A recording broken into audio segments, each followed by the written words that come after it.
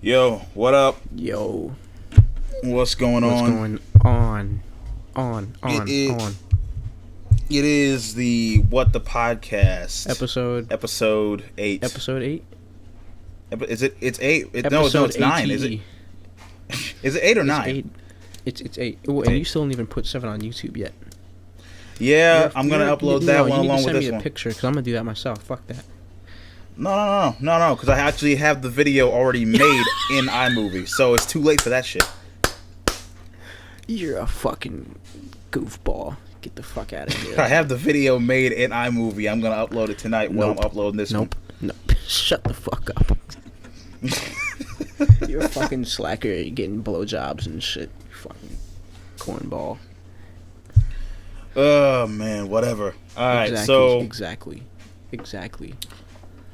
Okay, what are the first thing we're going to talk about? Well, firstly, I'm employed. Oh, yep. I have an office job. Yeah. Oh, jeez. You got the life that I wanted to escape. Yeah. It's okay. The crack helps everything. Every now and again, you just need to smoke a little crack. Yep. Oh, yes. No, I'm just kidding. Pause on all of that. Jesus. You're context, you fucking idiot. You fucking jackass. Go shove your head back up into the gutter you came from. Go shove your whole body back into your mother's womb.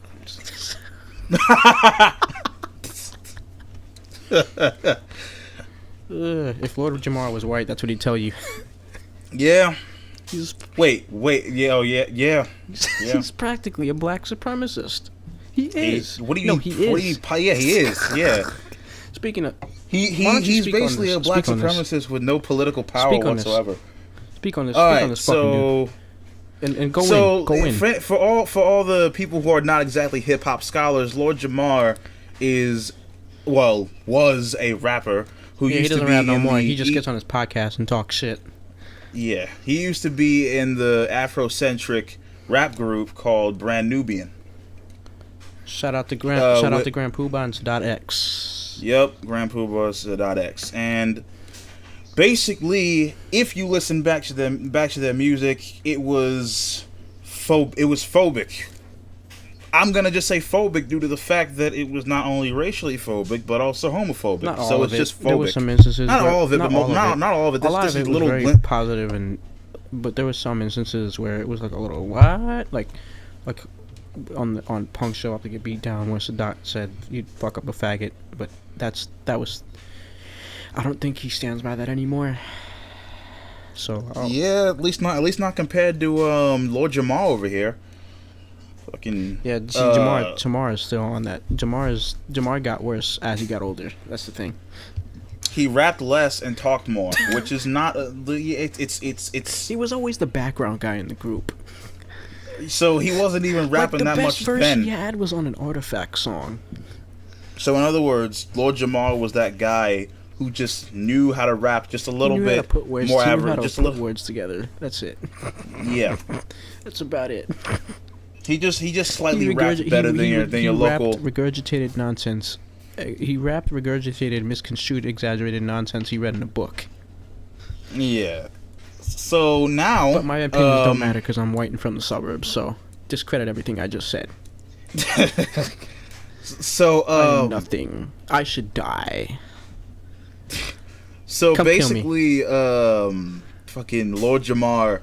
Ever since when was it, like 2014? Fuck out of here with that shit. Oh yeah. So Jamar. Don't even think about comparing him to Kendrick. Kendrick Lamar is just definitely Kendrick a racist, Jamar. you know. Kendrick Jamar. That's their collab album. Lendrick Jamar. Shut up.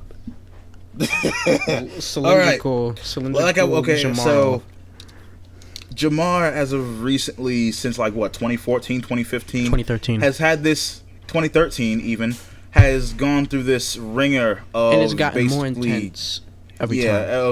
of basically bashing white rappers, underground and mainstream alike. Basically, going as far to say that white people. Yeah, do your research on it, but just to summarize it all, he basically believes that white people are guests in hip hop, no matter what they know, no matter how more skilled they are, no matter what they basically have done to contribute and influence most entirely to the game. Yeah, they're still guests. And I guess all black people, no matter what they are, you know, even if they're dumb shits that just want to pimp the culture, are allowed in, like, completely. They can take food out of your fridge. They can piss on your carpet and do all that shit. You know, yeah, they will completely TP and egg your house and still be. Before people take what I'm saying out of context, I consider myself a guest because I haven't gotten acknowledged by the people I respect. Exactly. If you haven't even gotten in the door, whether you knocked on the door or not, then yeah, you are considered a guest. I'm a nobody. I'm aware of that. That's the thing. But if you are not only critically like acclaimed by most people in hip hop, if you're in the talk by of the GOAT, originators, yeah, like if you're in GOAT conversation by the people you know what's funny? Pioneered hip hop. You know what's funny? Grandmaster Caz actually called him out on his bullshit. And you know, I consider. See, what's funny is Jamar thinks he's a gatekeeper. He came out in the late '80s. He's not a gatekeeper. Yeah. Grandmaster Caz is a gatekeeper, at least more than he is. Grandmaster Caz is a gatekeeper. Cold I don't know. Crush. I mean, I feel like there are certain rappers who have enough skill on to say. Right. Well, I mean, I consider the originators, the people that, and Jamar is not one of those people. I will say that the people that pushed, the people that trailblazed the most. I say Rakim. Rakim. Yes. Cool G Rap. BDK. BDP. Huh? Did you just say BDK? Yeah. You sure? Oh, BDK, Big Daddy Kane. Big Daddy Kane. Okay, yeah, you had me confused for a second. Well, I don't abbreviate his name. I do. I just do. Well, you're fucking stupid. I thought you meant BDP for a second. Oh well, they are. I mean, in my opinion, they are too. They've been around, and it's a situation where there are people who have been around the game long enough. They've done more. Yeah. They've done more. And Caz is more of a gatekeeper than Jamar is. Moving on. Actually, let me say, been in the game they've been in the game long enough and have done a lot because Lord Jamar has been in the game for a long time. Does he even have a solo record? I don't know. I bet you. So just to say long enough, like been in the game long enough qualifies. It qualifies him to be a gatekeeper, but it doesn't because he hasn't done enough. He thinks just he was in the group. I think he thinks he's all full. He's full of himself because he was affiliated with Bambaataa and the Zulu Nation, because that's how he got in. Yeah, no, that's you're how not his whole the crew got guy. In, I think the bouncers at the same place that DJ Kool Herc aren't considered fucking gatekeepers in the rap game, Lord Jamar. So what makes you any different? Yeah. The hype man is not the loudest one in the room is usually the weakest. Yeah. You know, and this guy's done nothing but talk shit for the past 5 years, and he was like, "Oh, well, Eminem finally grew up here and responded." But do you think for a second that he just didn't want to respond because he respected you guys? Not even. Well, I think he did. Not even that. I mean, I've really gotten to a point where I've seen that Eminem basically is behind on a lot of things. Like, but he just recently got control of social media, so we can't. He just recently got control of his own social media. I seriously doubt that did not know that Jamar has been talking shit on this dude, especially with Royce going back and forth with Jamar. Like, Em knew. He knew. He probably just didn't care because I mean you got to think about this. Like Eminem is from like everybody saw 8 Mile. Everybody's talking about everybody who's heard Eminem's music and how he was treated back in Detroit completely understands that Eminem basically is past that bullshit. Yeah, for sure. But anyway, keep going. All right, so basically, Eminem actually finally responded to Lord Jamar and his bullshit claims about the whole white people are guests in hip hop thing, with a lot of symbolism and metaphors, basically towards Lord Jamar And this hypothetical house. Yeah, this house that has been TP'd and egged That and he apparently crapped on owns. by multiple black people in its own genre. Now, because now hip hop is the house of hip hop is a crack house in the living room.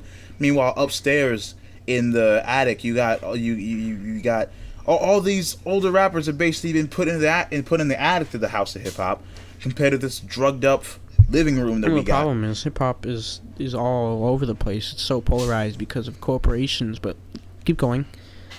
All right. What was that? Was that Fall? That was Fall, right? It was Fall. The track. And he said, and here's what's funny. Lord Jamar took so much. I think he does it on purpose to twist shit so that he doesn't look like a victim. Because there's no way. No, just go. Just talk about it. Like, it's like Lord Jamar is a complete filter on everything that a white person says to him is racist. Dude. He said. All right, let's see. Let's see. So in the sea of disses that Eminem has given, bars. That doesn't make any sense. All right. All right, here we go. He said, and as far as Lord Jamar, you better leave me the hell alone or I'll show you an Elvis clone. So, when I first heard this, I took it as, sarcasm. okay, It's obviously sarcasm. Yeah, it's complete and utter sarcasm because that's Eminem. That's Eminem's career. Obviously, he stated multiple times. He stated multiple times that Lord Jamar, or obviously Jamar has not listened to Eminem enough to know that that's sarcasm. Obviously. He said multiple times. Either that or he's retarded. He said multiple times that he did not want to be Elvis. Yeah, like Eminem has, like, since the Eminem show, Without Me, he has said he has used that term, like the whole Elvis situation, sarcastically when he was like, on Without Me. What was that? I know we know what he said, but you don't have to go into that. But point is that Lord Jamar basically said, "Oh, he said I'll set you an Elvis clone. This is what I'm saying. This just proves my point. He's trying to ruin this black art form, or whatever the hell you said in that fucking episode." Okay, first of all, can we not like now, present day? Can we not just say that hip hop is necessarily a black art form? It's too spread out. It's too mainstream. It's too commercial necessarily to just call it. But here's the thing. I do think it's black music. It came from black people. It came from, Yeah, but I mean, I've really gotten to a point where we there's so many different genres that hip hop gets. I have no issues saying that hip hop is. I mean, I don't have any issues saying it either. Soul yes, and jazz is black music. Like, I have no problem with saying that necessarily either. You ever in terms of that the white people always water everything down? Like, it's like there are too many different races and cultures of people to now just call it, because there are so many people out there and so many different cultures that twist hip hop in their own way. Right. Like, it's not just rhythmic American poetry whole idea anymore. That you can say that it originated with black people, but it's spread out as even with the watering down for cash that the corporate white people have done to it. Like, there's still, white MCs that capture that essence. Not even that, white Asian, mixed, anyone. Yeah, like anyone they're who probably knows. There could be some kid in Tibet who's a rapper right now. There should be some dude in Quebec, motherfucking Sweden. Yeah, like it's too spread out now to call it necessarily black music, because so many people twist it in so many different ways to fit their own identity, to where it's not just rhythmic American poetry anymore. Right. Now I would rather honestly just call it hip hop. Yeah. But don't not say that. Don't say forget it where because it came from. Yeah, don't not say it. I'm like people it's need to stop. I'm not gonna People need to like I'm not gonna constantly complain if you say it's not black music anymore. What? No, it originated there. So Yeah, I but mean when people viable. when people say it's that, when people it's plausible to call it black music. when people It's plausible. when people say that, they just mean that it wasn't as pure as it was when it was going through its beginnings and growth periods. That's what they Right. mean. Like, you listen to old soul, that shit would not chart, but you understand the language of how these people use their voices on record, Right. and shit like that. So next we got walk up in this house you own, thrust my pelvic bone. So was he saying first that he's he was addressing basically scratch his balls? first he's addressing first Eminem is addressing the whole hip hop house, the house of hip hop situation, and just throwing a little funny like random thing to fit the rhyme, the whole thrust my pelvic bone situation, which Jamar completely twisted into some homophobic bullshit.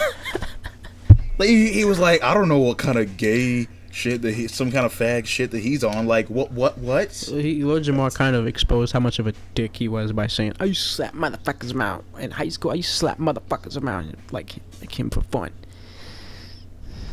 Jeez. He said, put my use your telephone, go fetch me the remote. I don't. This is the I best don't understand. I think this whole situation is just him saying go make myself at home. Put my feet. The whole make myself at home situation, because he This is the best doesn't part. believe he's a guest in hip hop. He believes he belongs there. He lives there. No, but this is the best part. Oh my God! This is the most like black supremacist type of meaning that I've ever heard Supremacist anyone. is such an oxymoron. It's ridiculous. Yeah, it really is. So like, basically, okay, let me just say the concept of black supremacy is basically the idea of they said they were superior to us, so let's just basically do the same thing. Can I just address that? They complain when we did it, then they do it, and then Yeah, complain when we call them out on this shit. Can't win with these fucking people. Like, I understand you're trying to, like, you don't have to be a black supremacist. Just be Afro. You can literally just be Afrocentric. You don't have to gotta be a black anything. supremacist. Yeah, you don't. Really? But if you're gonna go that route, be Afrocentric. Like, be a person who is just proud of being who they are and how they are and their identity and getting in touch with that. Be Afrocentric. Don't be a black supremacist. Hell yeah. Be Tribe Called Quest. Don't be Brand Nubian. Well, Or X Clan. X Clan. Better example. Be Tribe. Don't be. What's wrong X with Clan. X Clan? They were, dude. I mean, let's be honest. They said they said some pretty fucking intense shit, bro. I don't know about all that. I mean, even Eminem addressed that shit on Yellow Brick Road.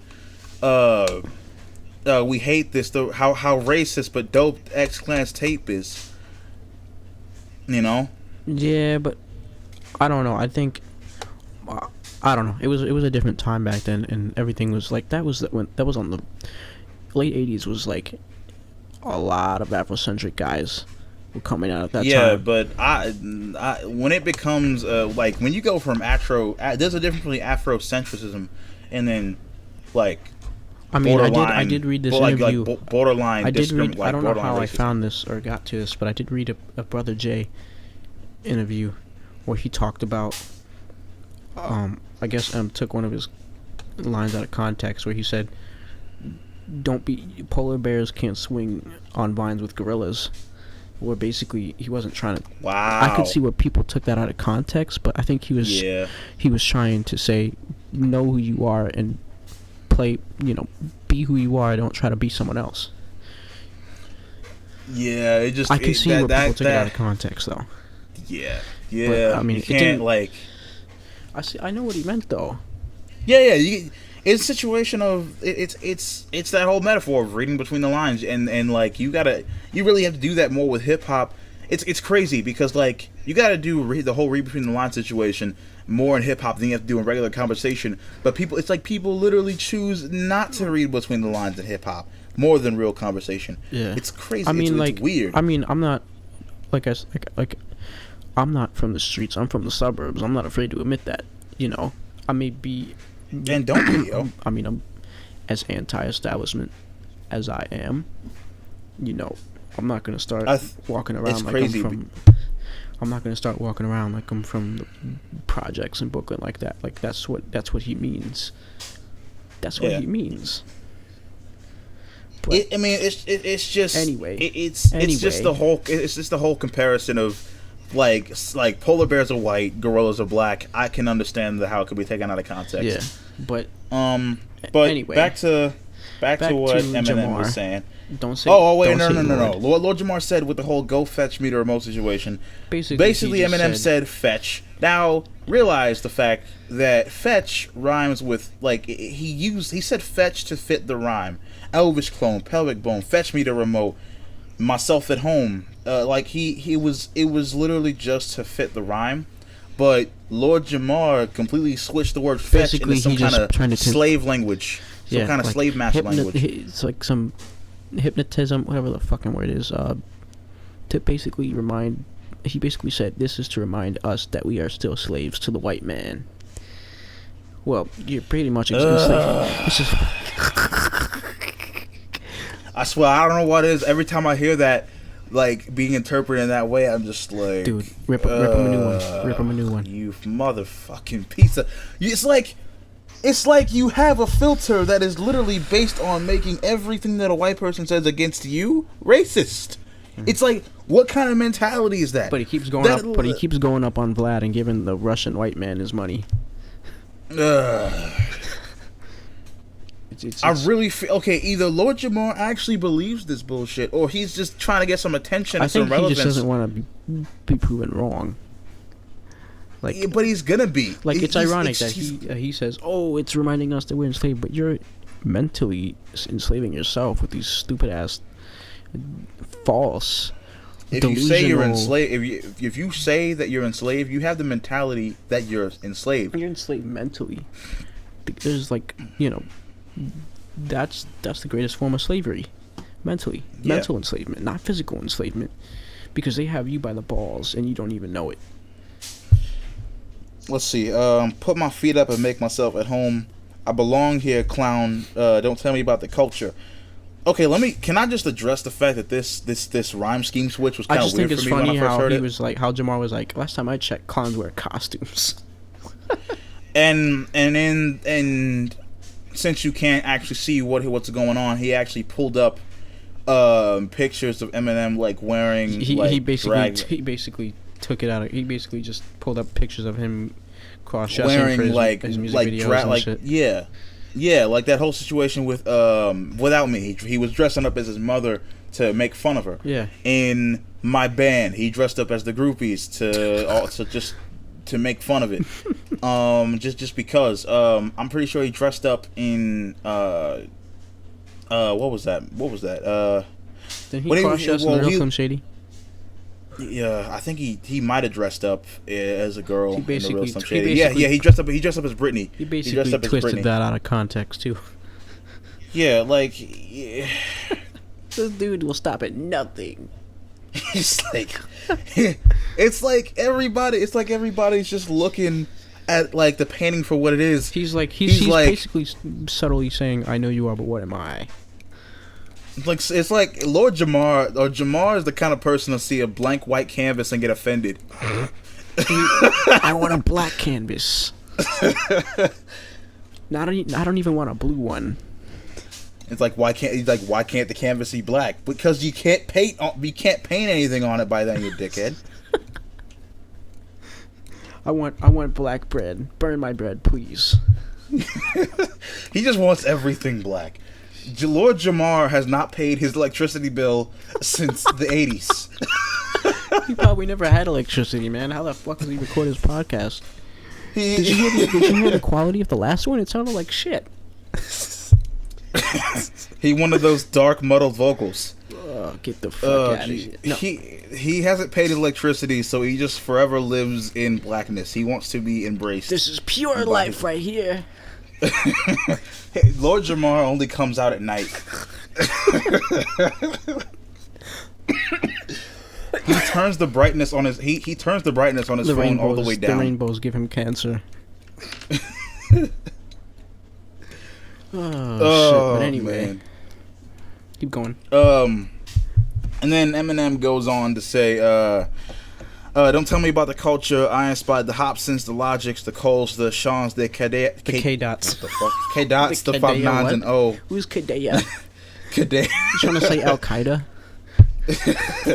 Brought the world 50 Cent. You did squat, piss, and moan, but I'm not gonna fall. Well, he said. Well, another one before we go. Lord Jamar said, you did squat, piss, and moan. He said you just squat, piss, and moan. Well, that's what he does. He proved his point by doing that fucking podcast. Someone doesn't read lyrics. Someone doesn't read lyrics because, or either they don't read lyrics or they don't listen, because that's not what he said. Dude, you fool! And the first time, do you just skim through it? The first time I heard that lyric, I knew exactly what he was saying. Mm-hmm. Like, you can't maybe a couple of times you'll hear maybe one word might sound like some other kind of word, but what is that? Well, you just I squat, actually thought piss, he and said. I actually did think he did say you did squat, piss, and moan. Maybe that was just Eminem's flow. I think it was the mixing. It's possible. I think it was just the mixing. But so basically, Eminem just goes off on naming all the people that he inspired. Hopsin, who everyone knows, is basically considered the blackest Eminem imitator of all time. I may have grown out of Hopsin's music, and I think he's whiny, and his last album was total trash. But I respect him because he has a hustle that's not matched by a lot of people. Yeah, like even if he is the blackest Eminem imitator, he is probably one of the best Eminem imitators. He acknowledges that shit. Yeah, he's not trying to hide from that. He's very vocal about it. Remember that reaction that he had on Facebook?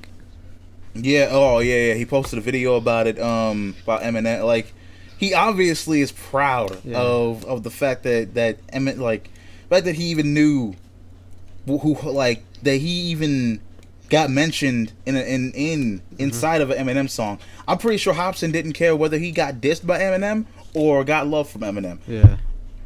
I really don't think that he really even cared. See, dude, but I feel like but he did a quarter of a second, and Hopsin was like freaking out over it. Like he had.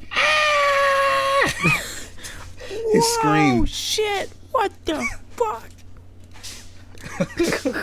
I mean, you can't blame him though. When you get much influence, when you get so much influence of somebody like that, and you basically are the idol for somebody, and the whole model for somebody's style, you can't necessarily be surprised when they flip out when the person that they idolize so much mentions them in a song. Yeah, but keep going. You know, the Logics.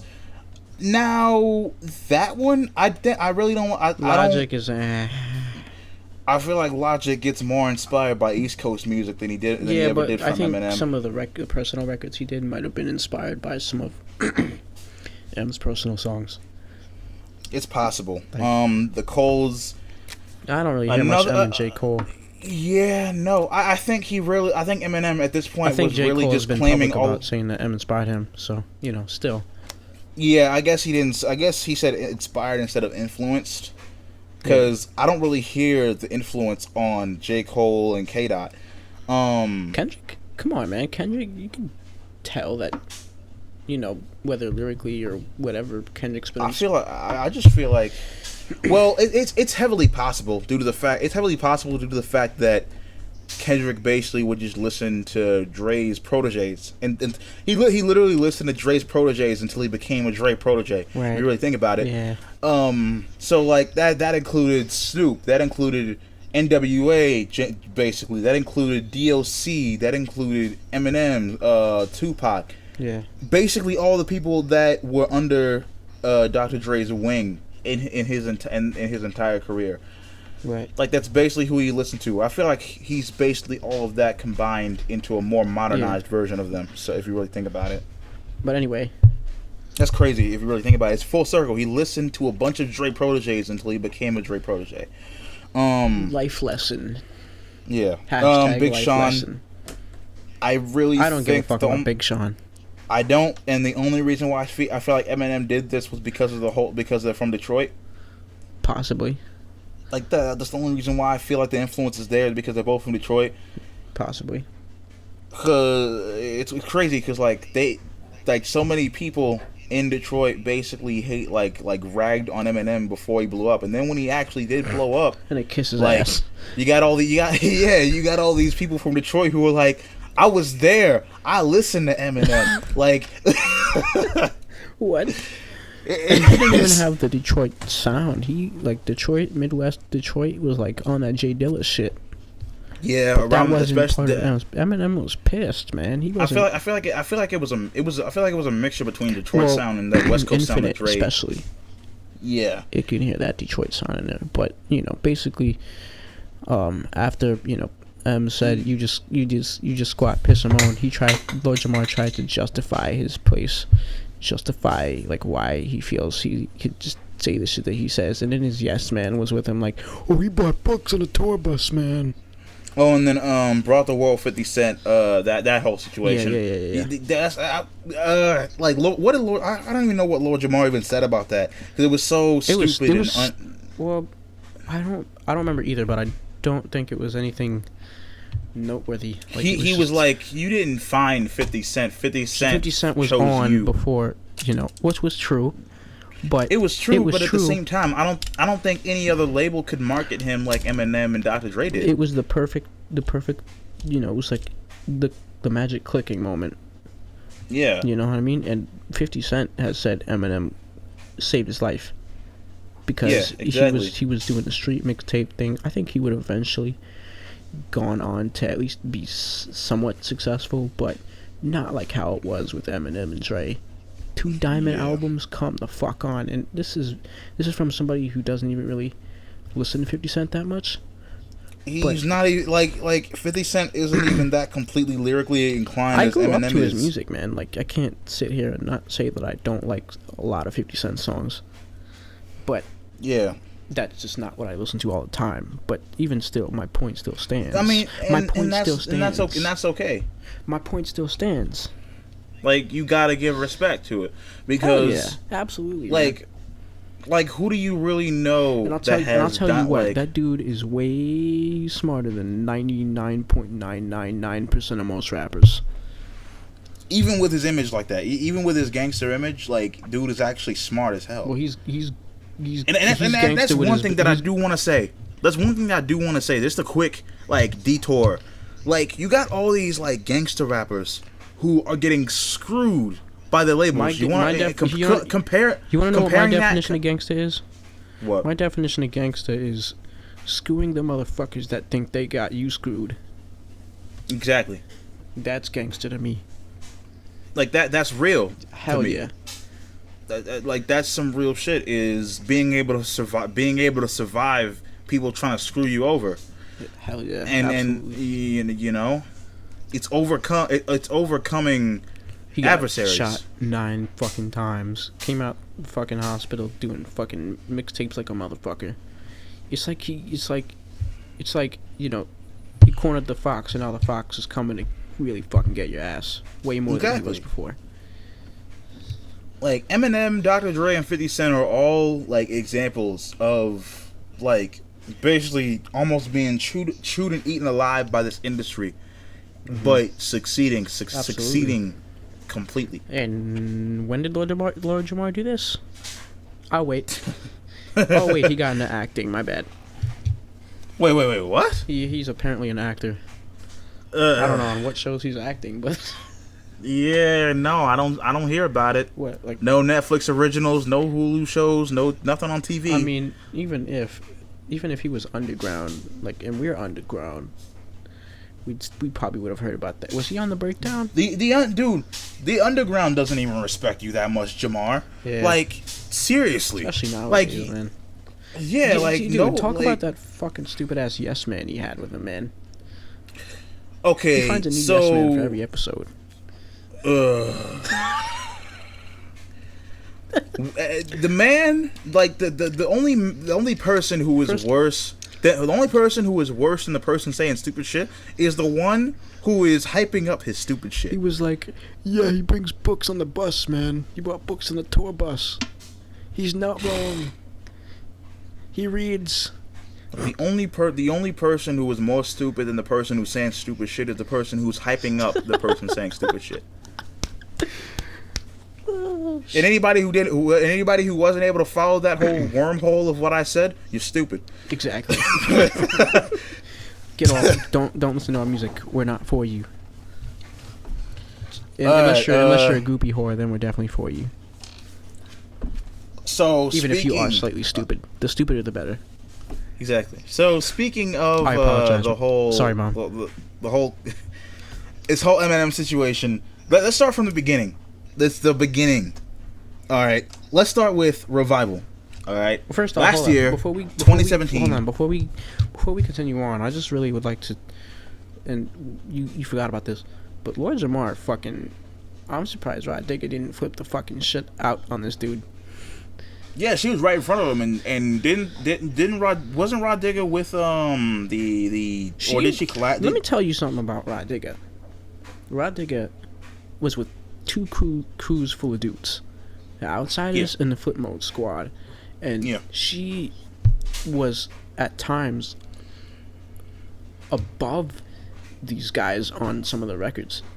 She's over. She really is heavily overlooked now. At the very least, she held her own alongside these guys. Super hardcore. Dirty Harriet is the shit. Yeah. Like that fucking album is just banging, slamming. Yeah. Like I bumped that shit.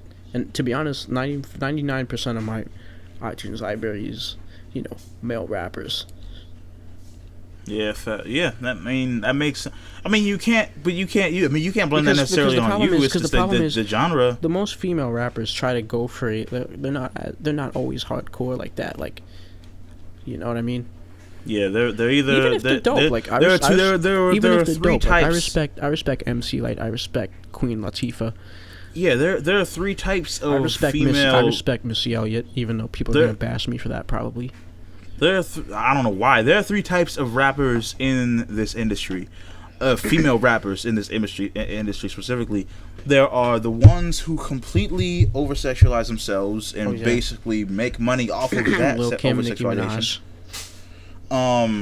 There are others who are like kind of in the middle between the first one and the third one, where they use their sexuality, but it's not. But they also are. It's not a main point of the music. Like Missy was like that. Like she'll have her sexual records, which I think is fair because hey, men fucking bitch suck my dick this shit all the time. But the lyrics were actually dope, and I feel like Nicki Minaj has Missy Elliott was no female G-rap, but she made entertaining music. She was like almost the female Redman with just her personality and shit. Exactly. And I would say she's more the female Busta Rhymes, honestly. Both. Well, I mean, Redman and Busta Rhymes are similar. Yeah, but I feel like she definitely flipped over more to the Busta Rhymes side of things. Yeah, I agree. Even though Redman was more of like a let's like he was real deep with the lyrics. Yeah. Super crazy with the lyrics, but his personality was still there. But I feel like Nicki Minaj falls in the middle of that category too, because there are some songs where she's just extremely sexual. But then there are some songs where she does actually bring it lyrically. Like did you hear Majesty with her and Eminem, or Roman's Revenge with her and Eminem? No, let's not talk about Roman's Revenge. She can actually hold her own, dude. Has been like on a track with Eminem. Hanging up flat screen. Fuck out of here, kid. Fuck that song. No. Shut the fuck up. No. I think it. Okay, chill, yo. But I think it actually was. I think she actually can. Hey, Nikki, asthma. Bars. I'm not saying they were bars. I'm just saying that they were all right. They were dope. They were dope compared.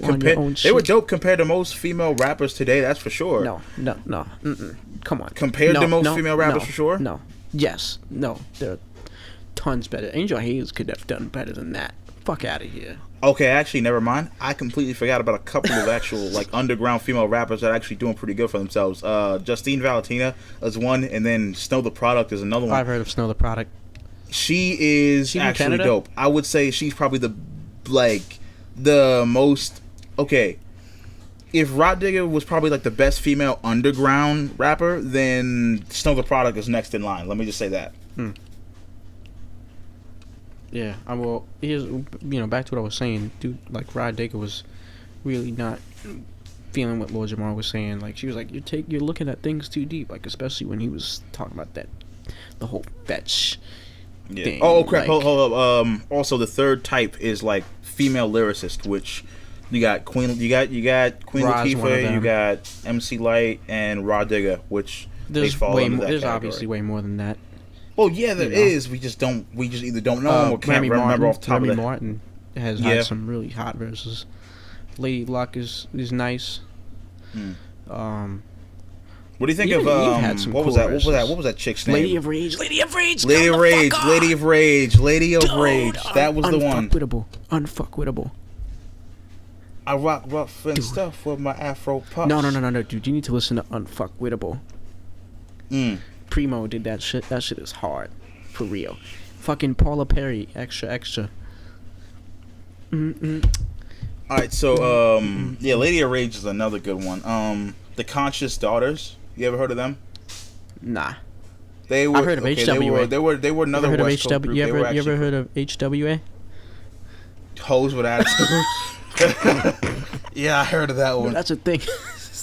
They definitely fall in that first fucking category. Jesus. Hey man, to be honest, there's a place for them too. Yeah. Let's be real. They were the female versions of the fucking men. Come on. Yeah. That was the point. That was the whole point of them. But they didn't blow up as much because they weren't taken so serious due to the fact that they over-sexualized themselves. And they didn't blow up either. That's another difference between these other over-sexualization female rappers. It's because they reached a new They level were- of they over were, like like, super whole like when you X-rated. make a full albums full of that kind of stuff, then that's when you got kind of get to a point where I don't take you serious at all whatsoever, and it seems like you don't even take yourself that serious. That's the fucking point. No. It's like no. They take themselves seriously, but the way they execute it is like it's. They were like way too like. Well, I mean, you can kind of apply that to NWA's second album. Even though I actually like that album, I can appreciate it more now that I'm older. Like I think that album was literally made to piss off the squares to the max. I mean, that's NWA though. Nah, but like their first album wasn't like that at all. It may have had Gangsta, Fuck the Police and all that shit, but fucking F over Zaggin, had to catch myself there. Had F over Zaggin. It had To Kill a Hooker. It had, well, not To Kill a, One Less Bitch. Fucking I'd rather fuck you. Fucking Automobile. That shit is fucking hilarious. Get fucking stoned to that and you're out of here. Fucking like, it was just to the max, like super ignorant.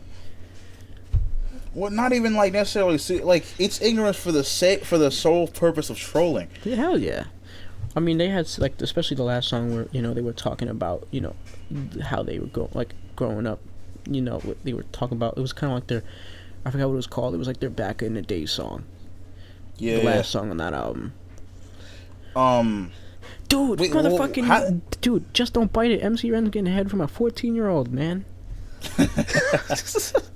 Dude. You know how, doing things purposefully. A major label released that in 91. Okay. Now that we're actually on this topic, let me just say something real quick. Got completely sidetracked. The whole MGK situation. Now, people, whenever they talk about the whole Haley thing, Eminem, and then people always bring up, Eminem did the same thing back in the day. First of all, what MGK said wasn't a joke. Second of all, Eminem did that strictly again, just like we just talked about. See, strictly for the purpose of trolling people who are not okay with that. Well, here's the thing. When now that there's new light to the situation, but at first, I was like, dude, whatever. Like, it's a stupid ass thing that MGK said. But then M was like, oh, we had like a press run of Haley, and then he even said that wasn't even actually what made me diss him. It was even more petty than that. So that just proved my point. Like, M probably just wasn't like that offended by that. And apparently he had nothing to do with the whole blackballing ban from Shade 45 thing. Yeah, that might have been Interscope, honestly. That might have actually been Interscope. Or Paul. Just Paul in general. Yeah. Paul just does stuff. It's weird. Like when the whole line, like the lines from some of the albums, from his most recent album from Kamikaze, like there was some shots that were obviously seemed like they were taken at Drake, some subliminal shots. And then Paul tweeted out like, M didn't diss Drake on Kamikaze, dead that. Yeah. Now it's a situation where you gotta be in a bit of like disbelief, because it's like you really gotta think about this. Like, they seemed so obvious, but at the same time, Eminem called out so many people by name. Why wouldn't he call out Drake? Yeah, of course. So it's kind of a torn situation. I don't think he's like gonna personally just throw shit on Drake, because I think he said something in that last interview that he dropped where he's like, I respect Drake or something. No. He said Drake did something for my daughters, one of my daughters that I'll never forget. Something like that. What did he save her life? Jeez. Well, hey, dude, hey, come on. I really got no.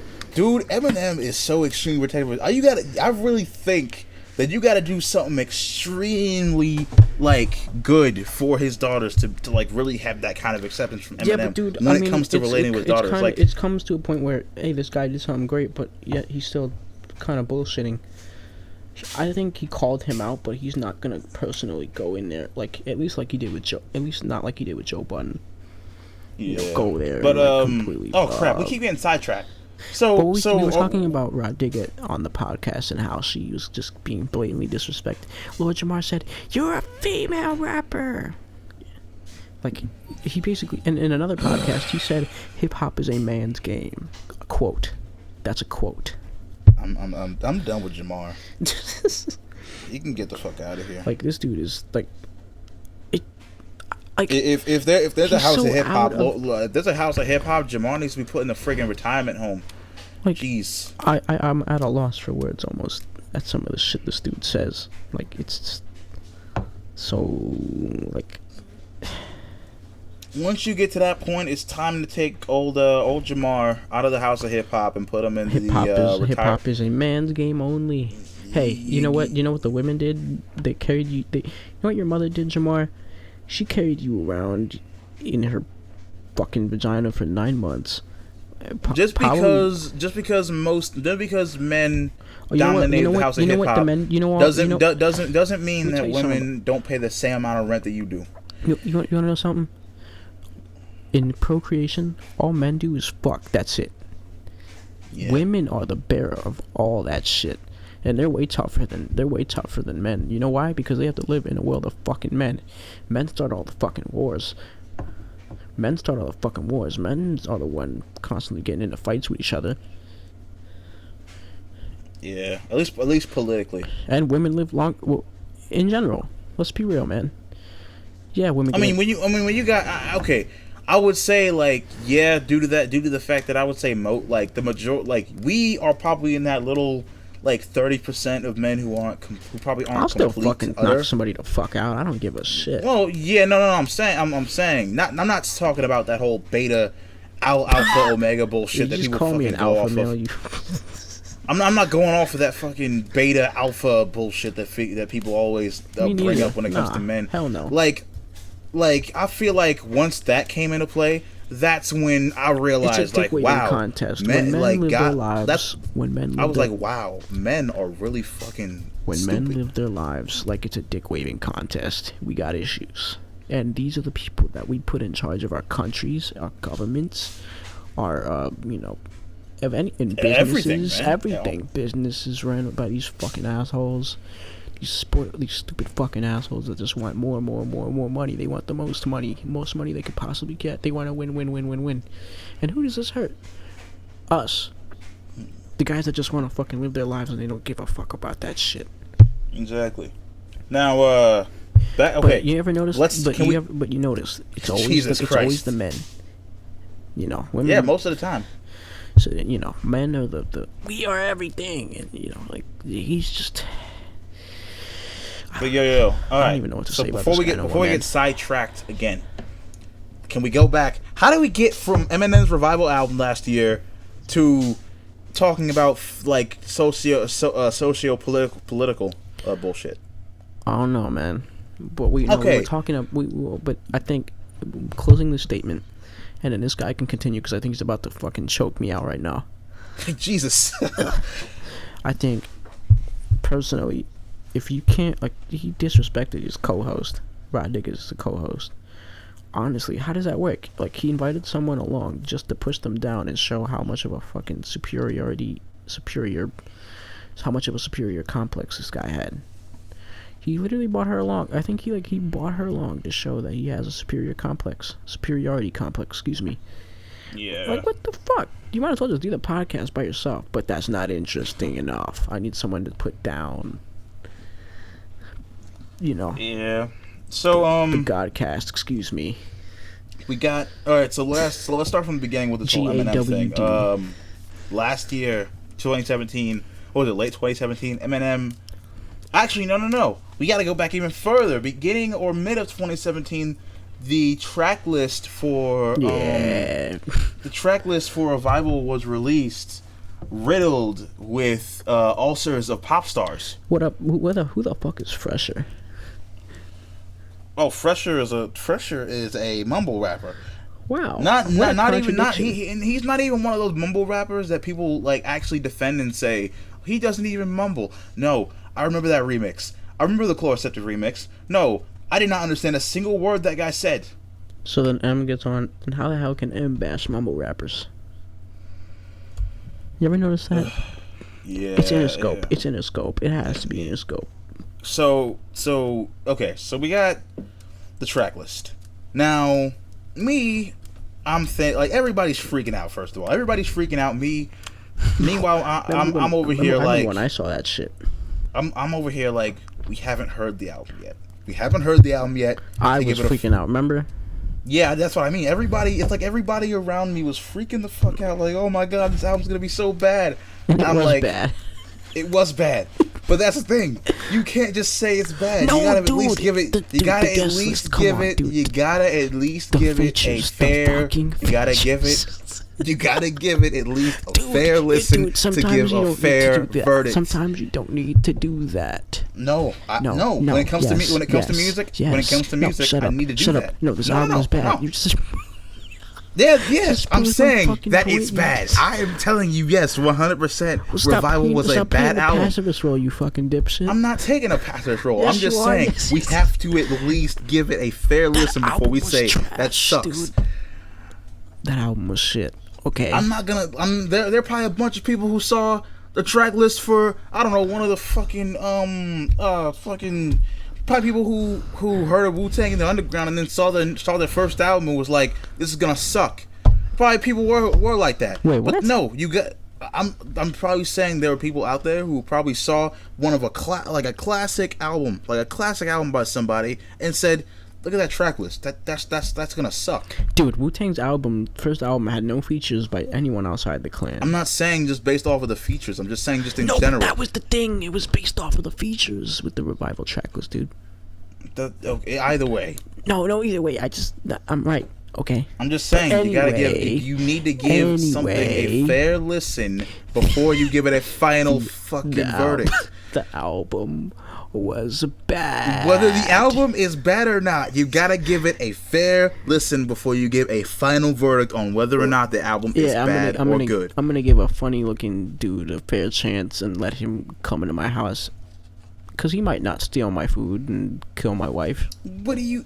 Okay, that's complete and utter bullcrap. What do you mean? Like, that's a terrible analogy. Like, all right. Anyway, I'm just fucking with you at this point. But The album was bad.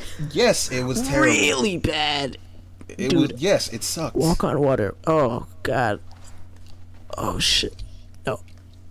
See, like I feel. See, Walk on Water fooled. Like it kind of fooled me. It messed me up because like that ending, I was like, when they like, I was like, okay, I was like, this song is okay, and then I heard the ending. I'm like, yo, whatever is next after this, whatever next track after this, is gonna be dope. And then I actually heard the album. Yeah, no, it wasn't. Dope. I didn't like Believe, especially not the hook. What was that hook? I gotta think about that. Rap ballads.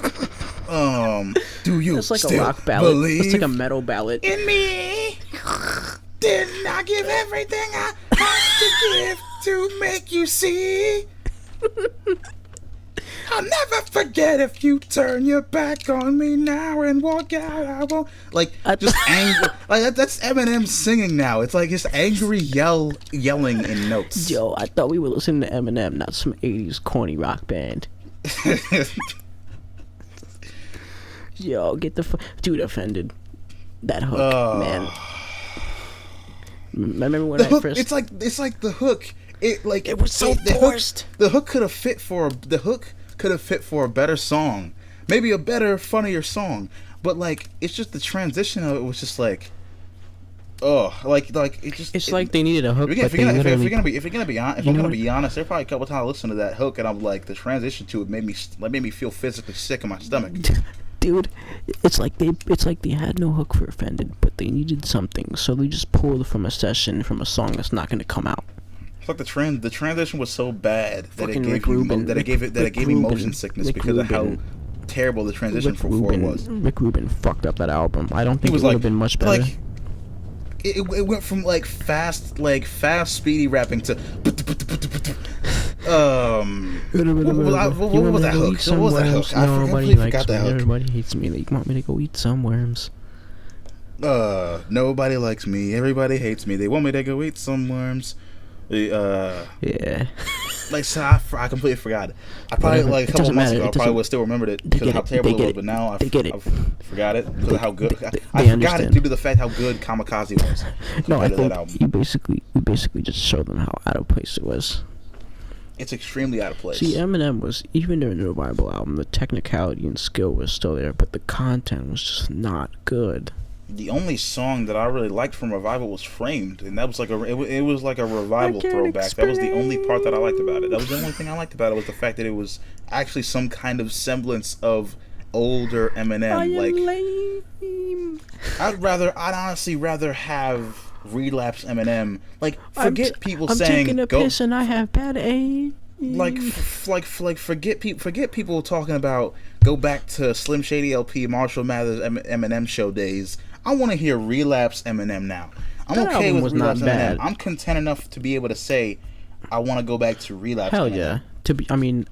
Honestly, like, I'd rather hear Slim Shady LP and Marshall Mathers LP stuff, because that's when he was doing that. He had, like, especially Marshall Mathers LP1, he had a point behind what he was saying, but I actually liked Relapse as an album. It wasn't that bad, in my opinion. If you can't go back to those days, at least bring back something from Relapse. Because there was no, like, the only pop artist he had on that album was that chick on the hook of We Made You.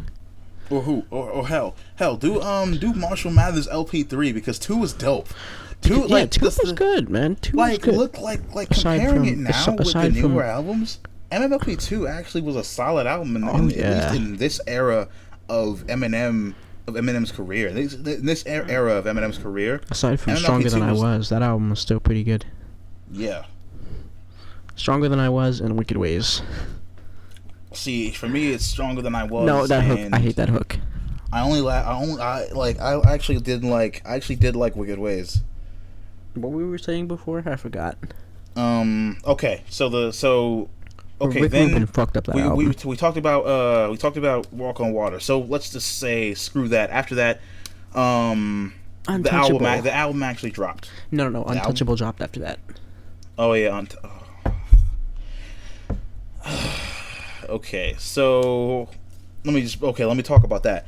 So Untouchable came out. I listened to it, and I like the second half of it better than the first half. That's one thing. I don't think I like the message of the song entirely, but I like the second half of the song better. And that's something that I do agree with Joe Budden, but I'm not gonna say that it necessarily was the worst song I've ever heard. It wasn't the worst. Like Joe, if Joe obviously has not heard Fack. That's one thing. But he did that to troll people, man. I don't care. It was still a bad song. Whether you troll people or not, that was still a bad song. Dude, that's like defending Encore. That Encore was still a bad album. But I wouldn't consider that a serious song. That was Fact was Eminem's scoopity poopity scoopity whoopity. Lift yourself. Oh man. Lift yourself and then drop yourself on your head. But like, I'm just saying, like, if you're gonna troll people, at least make a good. Do what you did. Do what you originally did. If you're going to troll people, do a good song. Hey man, he put that on his greatest hits album. Yeah, you put on your greatest hits album because you for some reason thought that was actually funny. It was funny. Come on. Dude, maybe when I was younger that song was funny, but like now I'm just like, dude, that sucks. Think about it like this: imagine all the corny white people that bought that album, put it in, and then they shove a gerbil in your ass through a tube. Yeah, and then Eminem kind of sits there and wonders why a lot of people like only really started tuning into his music until when Recovery happened. Yeah, but because by that point, all the people that you basically gained as a fan base, you lost by 2004 to the 2006 era. I don't know about all that. Maybe some of them, but not all of them. But even still, most of them. But the people that came in after Recovery were not fans. I'm not saying they were fans. They're not real fans. They're not real fans. But we can't necessarily say that. No. They're not real fans of what the pure Eminem music. Like Marshall Mathers LP1 is his magnum opus for a reason. They would hate that album, man. Hate it. I don't know why that album was amazing. That album because they're at the SJW. Now that I listen back to Recovery, it gets to a point where I'm like, okay, it's so the SJW crowd. These people didn't even listen to the whole album because the whole album is still filled with a lot of Eminemisms of the whole of slapstick misogyny, the cursing, the it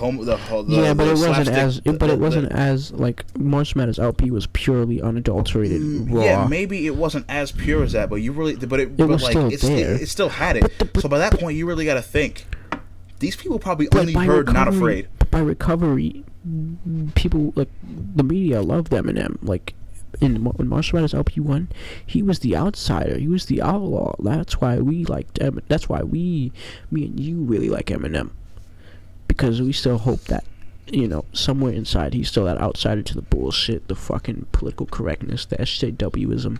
And that's after hearing Kamikaze, I honestly believe that he's still there. It's still in there, but it's just not as out overblown. There. Yeah, and it's not as surprising because we've heard it before. Yeah, I mean, like you can't just make a bunch of Marshall Mathers LP1 saying this fucking politically correct, fucking stupid, hypocritical parents, and he was going after everybody on that first album. And I feel like the second album did actually, it's weird. That second album actually did recapture some of that energy. Oh yeah, I mean, I think So Much Better was kind of redundant. I feel like it's weird. Like I have literally a playlist of songs that were sequels basically to MMLP1 material, and I'm just like, okay, so Bad Guy goes after Stan. Let's just say So Much Better goes after Kill You. Just because of they both center around misogynistic content, basically. I guess that makes sense. Survival is a fucking good song too, by the way. Survival. I think you actually said you didn't like Revival originally because of how epic it was. Survival. No. I mean, it's a good song. I just don't really care for the hook, but I still think it's a good song. It works. The fucking the word plays. In the beginning, it wasn't about the ends. It was about busting raps and standing for something fucking acronym. Like the word fucking acronym. The word play. stand for something fucking acronym. But the thing was, the wordplay was subtle. You had to know your shit to see the wordplay. Yeah, and gun it like G Unit without the hyphen. Yes. That's. Well, that wasn't subtle. That wasn't subtle. That was a very obvious. That dude was That dude was freaking Ethiopian, skinny anorexic white girl, freaking hungry, yo. Hell yeah, dude. And he actually was pretty skinny back in, when he first came out. Yeah. Well, actually, no. He actually wasn't that skinny. He did have like a little bit. I think it was just his. I think he might have had just like a little bit of like chub on him. That's really. Well, nah, but like I've heard stories about how people have had to hold him up at concerts in the beginning. Like, I think that might have been why his voice changed so much. Yeah, the not only his addiction, but also getting older and also losing. His voice is actually gaining weight and then losing it again, and then gaining muscle afterwards. It's. And I think his at least pitch wise, his voice is where it used to be. Now, yeah. Especially when he's like yelling. Especially when he's like yelling. Only difference is that he isn't doubling his vocals like he did back then. That's the only difference. I don't know how he got that fucking nasally accented voice that he did back then, but that's some of my that voice is on some of my most favorite records of all time. Some I didn't realize like until I really thought about it. Like Eminem used a New York accent back then. Like he actually talked with like a slight, like not even slight. It wasn't slight. It was there. Like Foxy Brown was the same way. Like when Foxy Brown came out, she had the accent, but now you listen to her talk now. She has like she talks more like a white person would typically talk, which I don't think there's anything wrong with that. Hey, whatever, who gives a shit? Like it's crazy. Like now Eminem just talks the way he talks. Yeah. Like. But like back then, back then you would hear him talk. It just to be. He still has the accent a little bit, but it's not like, front and center like it used to be. But okay, what were we talking about? What are we? Revival, and so. Yeah, when Revival dropped. I didn't even listen to. I just listened to like a part of that album, and I was like, oh yeah, I'm done. Nope. Yeah, no, I actually said like, hey. Same thing. Maybe it was a situation of, hey, maybe the next song will be better. Remember when we listened to the Hobson album together? Yeah. The first song had me. Second song, third song, I wanted to go to sleep. Dude, I was literally I was falling asleep in my chair. Yeah. But with Revival, it was just like for me, I went through just a cycle of, hey, maybe the next song will be better, and then by the end of the album, I was just like, you know what, maybe that was really bad. By the end of it, I'm just like, maybe I need to listen to this song again just to see.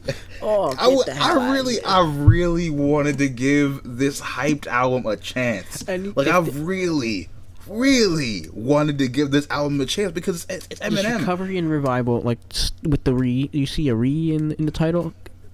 Avoid. Unless it's relapse. Yeah. I don't care about relapse refill, but I liked refill. You know what you know what I want Eminem to go back to? What? You listen to All I Think About.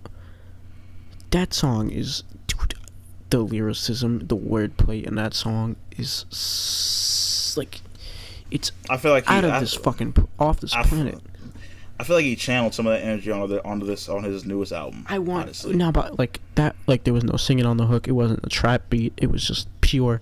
That's what I want to hear. I want to hear and the hook was actually like not bad. From the moment I go to bed until I wake up, all day. This is all I can think. He was making fun of Kanye West. Yeah. But all day, Nugget. I want to hear that like more. Bring me that. That's what I want to hear. In other words, we want to hear a Bad Meets Evil. Hell the Trequel album, all right. Just instead of Hell the Sequel, Hell the Trequel. Don't know pop singers. Just go in there and rap your asses off, please. Yeah. Have Porter do some production. Maybe have fucking. Get Havoc again. Oh yes. Get Havoc again. Bring him back for another track. But have him do some super vintage shit. Yeah, Maybe because I finally. remember that. I remember that first song, the intro. I didn't know that was produced by Havoc until you told me about it. I didn't either. Like, because it doesn't sound like Havoc's. Like, it doesn't sound like vintage dude, Havoc. Havoc is a G, man. He's a real versatile dude. Like, you know. And now that I think about it, like, I never realized how weird that beat sounded. It was like the drum. It wasn't a standard drum pattern. Like, it was weird to me. And then you got Eminem and Royce just coming in with these. The only beat that I didn't really care for was the bongo bash beat. Like, that's the only beat I really did not like on that album. And Echo. Which beat? Oh, Echo. I liked Echo. Echo. I didn't like the chorus. I just liked the song itself. The chorus. Oh shit, the chorus. What about Loud Noises and I'm on it? I like I'm on everything and Loud Noises. Those I like like that. What was that? That was the fucking one that started out with the fucking distorted piano and the chick singing on the hook. The one that Mr. Porter did. Above the Law. Yes. The poor stay poor, the rich get richer. It's just so disproportionate. Yeah. That one was cool. I liked you know what it reminded me of? It reminded me of that Rihanna song for some reason. You know what I'm talking about? She actually did. Actually, I think about it. She actually sounded like Rihanna. No. The beat reminded me of a Rihanna song. The bam bam bam bam. Yeah. You know what I'm talking about?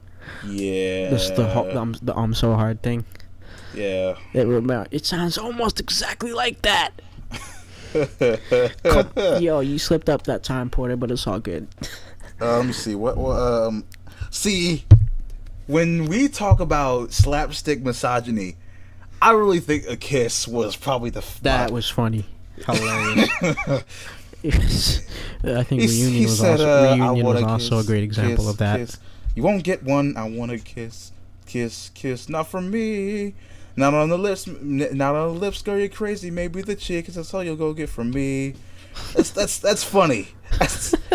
Not on the lips, are you crazy? Maybe the cheek. That's all you're gonna get from me. That's funny. Reunion. The Reunion, that was dope as well. I would say if we could rate Bad Meets Evil Hell the sequel, I would give it maybe like an 8 out of 10. 8 out of 10. Hell, I'm on everything was funny, but it wasn't completely on point. Like, it was funny, but it wasn't like. It just, to me, like, the only problem I had with it was that it didn't really fit the identity they had now. Like, it's kind of like them modernizing their older. That was when Royce was still drinking. Oh yeah, that was actually when Royce was still drinking. He wasn't sober until like what, 2013? 2012. Well, that was the year that Bad Meets Evil Hell the sequel came out. 2012, right? 2011. Wait, no. June 14th, 2011. Look it up. I remember that was the last day of my 5th grade year in school. 'Cause some things in this universe don't make but sense the new Bad Meets Evil album, we need to get. Porter needs to do some songs. Havoc needs to get back on there. Wow. Primo. Wait, so what happened in 2012? Like, I'm pretty sure there was nothing happened in 20. Didn't this? Okay, maybe the Slaughterhouse album did drop in 2012.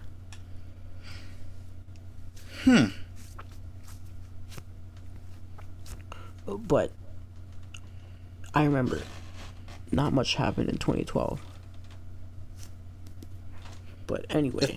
If that's the case, then literally Eminem was basically doing yearly projects by then, because we got Relapse 2009, Refill between then, like maybe like late 2009, Recovery 2010, like February 2010, from what I remember, and then Hell the sequel, then like a year of a break in 2012, or maybe he did like a couple songs in 2012. The only thing I remember that was notable from Eminem was the My Life thing, which was You know what I'm talking about? I like with Adam Levine from Maroon 5. Yeah. I thought that song was dope, at least content wise. It was okay. Content wise and lyrically wise, it was dope. I think Maroon 5 sold the fuck out though. Come on. Yeah. They are not a band no more. They listen to this shit. It's electronic music now. Yeah, but okay. So we were talking about fucking. Were we talking about Kamikaze, or are we still on Revival? Pretty sure it was bad. Yeah, it sucked. And I really wanted to give that album a chance, but I just, after like the second or third final listen that I tried to get out of it, I was like, nope, it's not doing I anything. bashed the shit out of that album when it dropped. I was not having it at all. I was not happy. I honestly would give Revival probably a 2 out of 10. That's only because it had 2 decent songs on it, in my opinion. I don't even remember the entire track list. I sadly do, due to the fact that I actually tried to give it a chance. You're a fucking moron. You should have just took my advice.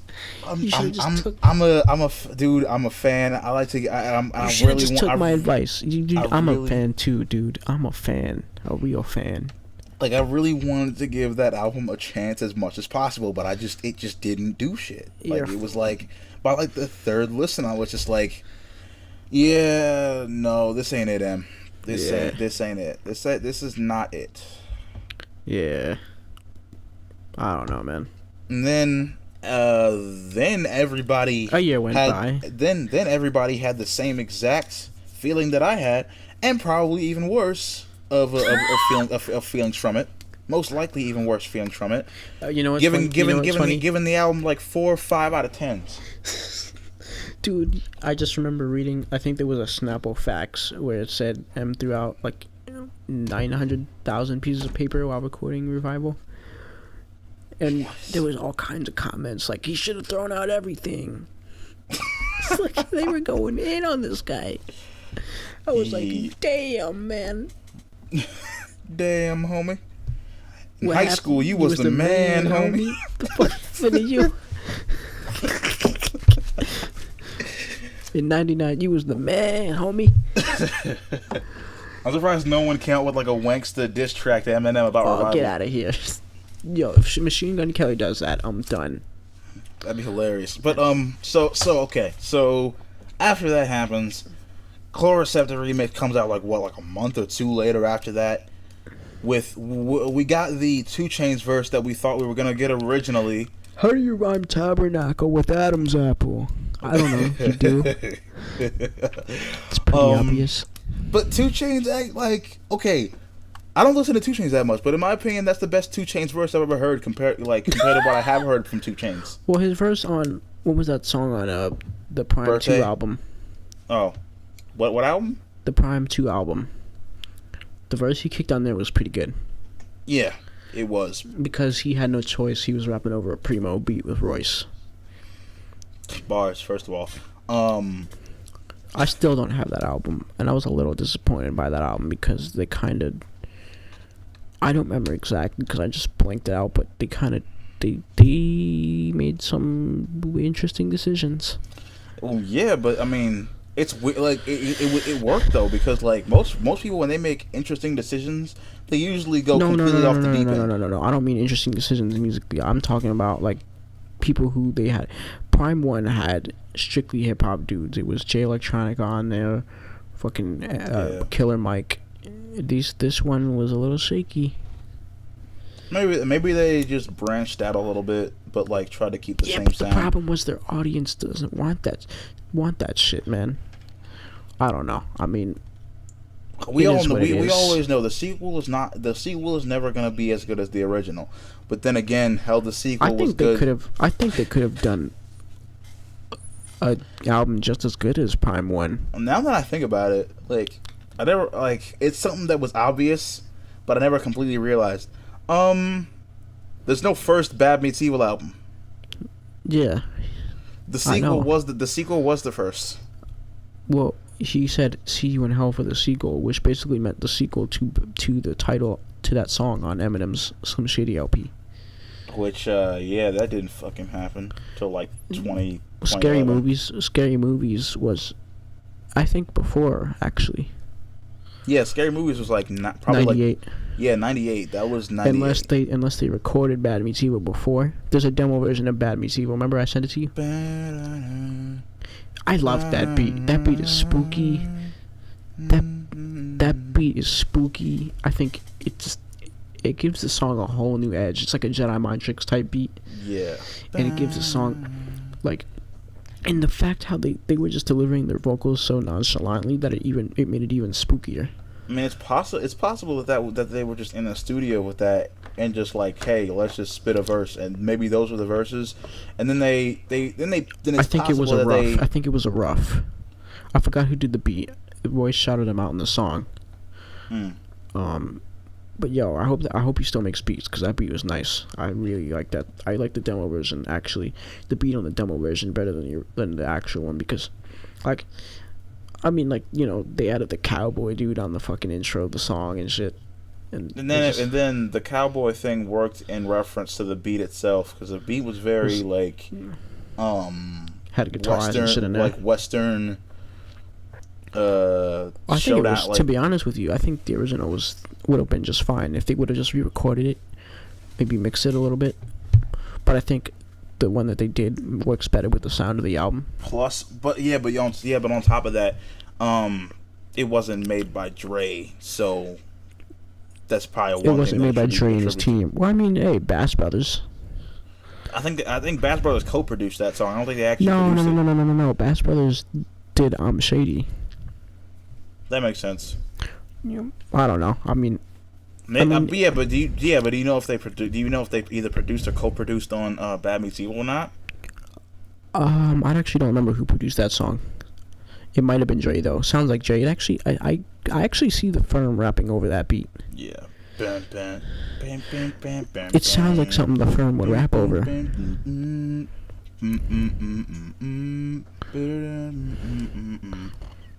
I can hear the Firm rapping over that beat. That beat sounds like, you listen to the Firm's Executive Decision and then listen to the Bad Meets Evil beat. It's very similar. Yeah, but well, actually, no. Trackmasters made the Executive Decision beat, but still. All right, so back to that whole situation. We kind of forgot about Revival. Flora said it comes out fresher verse. Like I said, Fresher is a mumble rapper. Fresher is not Fresher.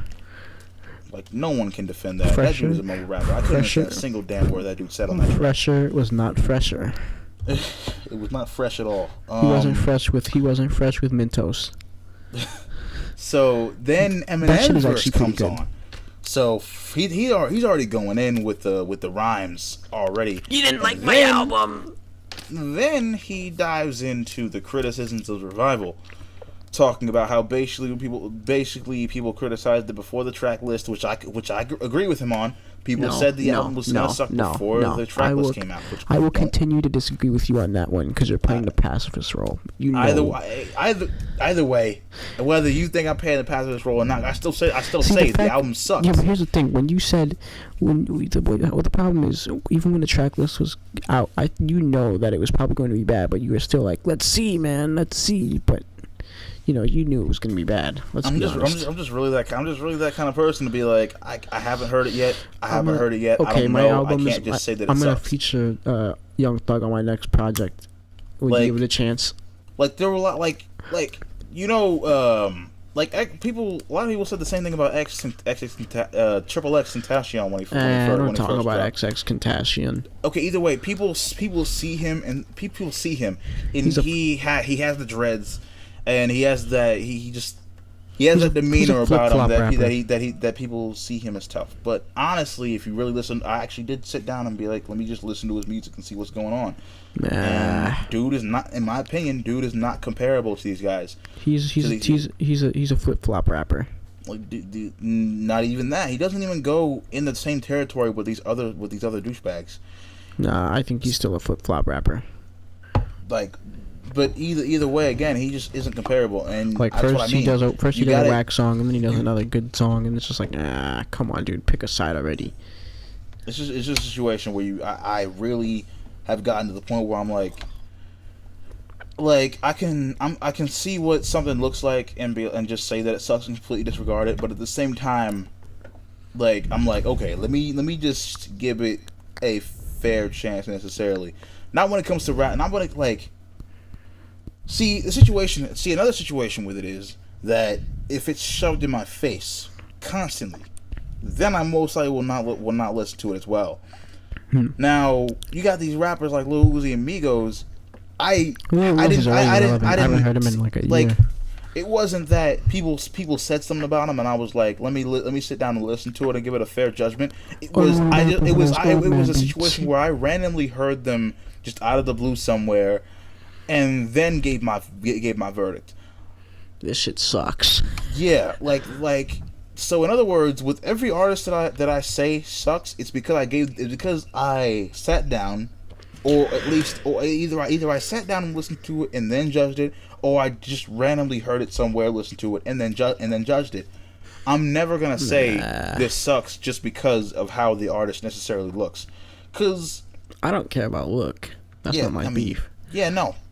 I knew it. I think X is, regardless of, like, even if he can make good records, I think he should just pick a side and not. Well, I mean, he can't pick a side. He can't pick a side now. What do you mean? No, that's. I'm just saying. I'm just saying. Like, I mean it in general, not just with him. He should just pick a side. You know, are you gonna be dope and make, you know, like Mac? Are you gonna be dope and make music that resonates with people, or are you gonna, you know, just make fucking stupid? It's like the deadbeat dad. He shows up every now and then, gives you hope. You know what I mean? Yeah, I understand. I understand what you're saying. Like Jay Electronica getting all butthurt over this joke that Eminem made on.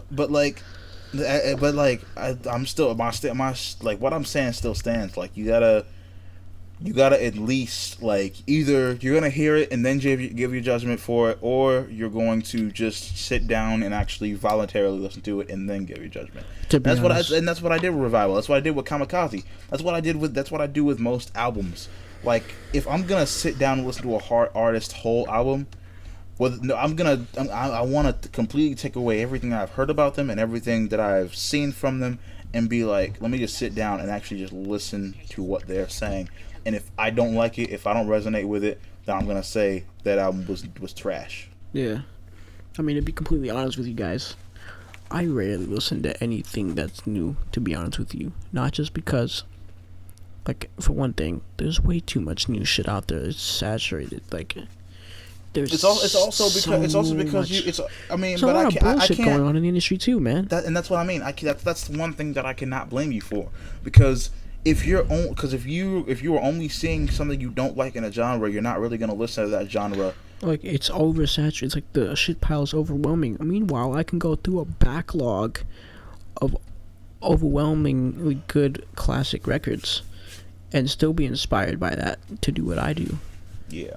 And it's not a case of me thinking, oh, hip hop was better in the 90s. I'm not trying to bring the 90s back. That's fucking delusional mentality. The 90s are never ever going to come back. Circumstances made that decade and era what it was, and it's never going to happen again. But we can't necessarily deny the fact that the 90s was better. That's not what I'm doing either. It was better, but you can't, all you can do is make your music and like, let people saying okay, let's bring the 90s back is like saying it's like a person who made disco saying, like, we need to bring the 80s back. 70s back. No one needs to bring that back. It was good for its time. Yeah, but here's the thing. I wouldn't compare the golden era to disco, because the golden era still sticks around to this day. Years and years go by and you still hear people talk about the same records. More influence. You hear people talk about the same. It was real. You hear people talk about the same records as years go by. People still rate Wu-Tang. Then again, with the way hip hop is now, you think maybe the mainstream aspect of hip hop got its influence from the golden age of disco? Absolutely. I mean, remember that Run DMC interview? The DMC on They're Playing You that we dropped on They're Playing You. Mm-hmm.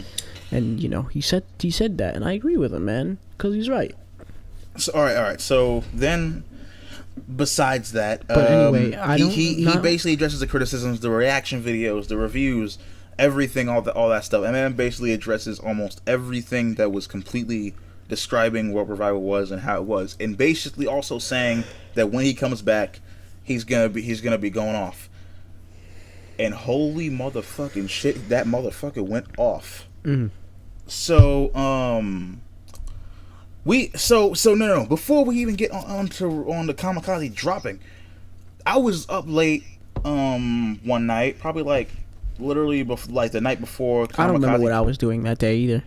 Yeah, literally the night before Kamikaze dropped. I didn't know it was gonna drop because there was no promotion for Kamikaze. I thought, hey, he's gonna maybe start promotion. Maybe he's not gonna release another album until next year. I was wrong. Basically, Eminem goes live on Instagram. Now I'm on the phone with my girlfriend. I'm like, hey, are you looking at Instagram right now? Eminem is live right now, and I'm just looking at it. I'm looking at the live feed, and I'm just like, he's like watching a documentary of nuclear bombs dropping. Now, originally, I didn't take this as anything. I really thought Eminem was just Eminem randomly was learning his social media how it works. yeah, just randomly going online. Maybe he's actually trying to get into social media more. Little did I know that I wake up the next morning and I have a whole 13-song album to listen to. Everybody had a whole 13-song album to listen to. And I feel like this was actually a really smart move to do, because like this whole no promotion thing, because it was a situation of he has that type of influence to where he can do that. Yeah, not only that, but also like it's amazing. He's like Jay-Z. The album itself is the promotion, because you got to think about this. Eminem basically said so many names. He has enough relevance to last him basically for the rest of the year. Oh yeah. You know, until he needs to drop another album again. For sure. Like he basically has conversations, song concepts, and all that stuff basically will last him for a whole year until he has to make another album. Yeah. So like, okay, so I wake up, I'm getting ready for school, and I'm basically going on YouTube. I remember for a you sec. calling me. Yeah, like I go on YouTube for a sec, and I'm like, the people are just like, hey, have you heard? People are like, have you heard the new song featuring Joyner Lucas? Featuring Joyner Lucas. What was it? Lucky You. And I'm just like, I haven't heard about this. I didn't hear about. Not only did I not hear it, I didn't hear about it. Yeah. So like, I didn't listen to it. Cause like I was surprised. I saw the album cover. It's not like an album. It's not even a single. So like, it's not even a cover. Like, there's no cover art for Lucky You. Yeah. It's the album cover is the cover art for Lucky You. So I'm like, that doesn't look like that doesn't say Lucky You on it. Actually, matter of fact, it says Kamikaze on it, and it has a backwards E. So I'm like, yo, does Eminem have a new album out? So I go on Apple. Now that I think about it, I literally, like, that morning, I actually bought a Apple Music subscription that morning, just so I could listen to that album. The dedication is real. Like, I was so ready, because the whole album wasn't on YouTube. That's what she said. Yeah, pause. That's what she said. The whole album wasn't on YouTube. I see that it's on. There was someone who was. The reason I heard it because someone was live streaming it. Yeah, I saw somebody live streaming it. I'm like, not even gonna fuck with that. I'm really honestly just gonna go ahead and go with the whole fucking. I literally just. I'm still waiting it. I'm still waiting it. I'm still waiting for it to be uploaded to the pirate sites that I go on. Yeah. So I go on Apple Music. I pay for another subscription to it, and then I go to school. I'm listening to it. I'm walking to school. I'm listening to it, and I'm just like, yo.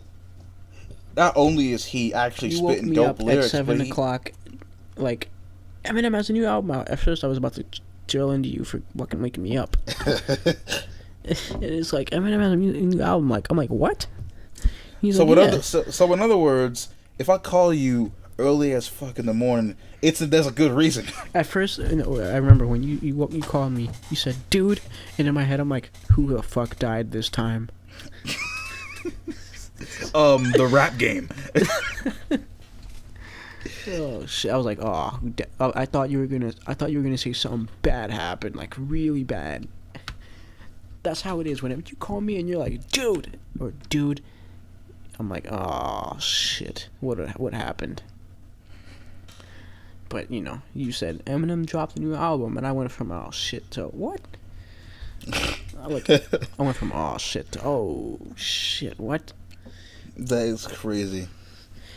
And I heard Lucky You, and I was like, Eminem went off on his verse. The only thing that really bothered me is I hated the fucking overly abundant trap influence, like, chorus. It was just like, man, stop it. You don't need to do that. That pissed me off when I heard that. I'm like, dude, you don't need to do that. Stop it. See, like, I don't even, like, the hook I don't necessarily care for, but the build up to the hook was my favorite part of it. Yeah. In my opinion, the build up to the hook is the fucking hook. That's the hook. Just Like get that. rid of everything. Get rid of everything else. Like, I swear to God, when he goes into that fucking he said grab my plate, where's my drink? Lucky you, fuck you too. Woo! Like that part, I literally jumped. I literally was jumping up and down, getting hyped with that shit. Like that shit fucking got me pumped. Pause. Right. Pumping it. Were you more pumped than Lil Pump? What the fuck? So Happy birthday. fucking alright, so the album that album basically drops.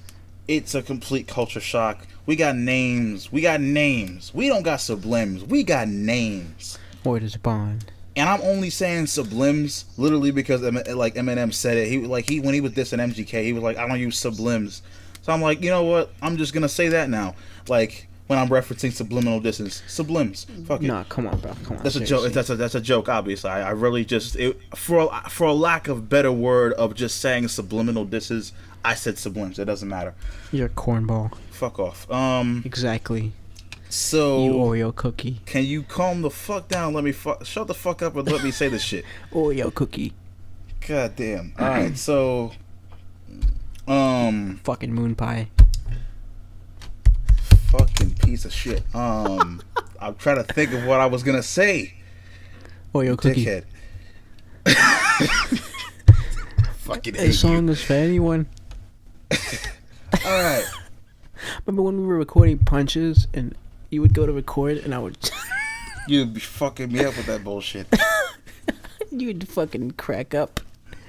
Remember when you recorded punches and you were like, I am a lyricist. Who what did you say? I am a lyricist. I'm a lyricist who needs a therapist. Then you were like, I am a lyricist. Who needs a and then you just started cracking up. I don't know what happened there. I just completely fucked that up. Yo. Dude, that was ridiculous. I was like, what the hell is wrong with this guy? Alright, so Kamikaze, that whole situation. We got we got names. We got motherfucking names. Like it's like Eminem after that We Revival got album credentials, had a kid. whole he had a whole list. Like one sheet was for his kill list, and the other list and the other pieces of paper in that notepad were just lines, just lyrics. Like that's what it seemed like with this whole album. We got Tyler the Creator, we got Joe Budden, we got MGK, we got Lil Pump, Lil Xan, basically all the Lil rappers.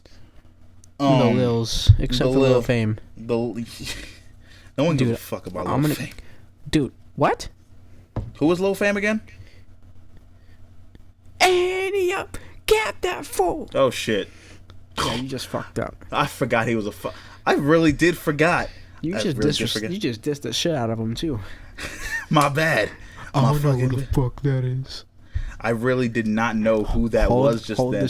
Hold this L. Yeah, I'll take that L. I will take that L. Take that L and I will take a bigger L than No, don't say it. I saw that coming. What? The big L joke. No, I was gonna say I take a bigger L than MGK. No, see now that was disrespectful.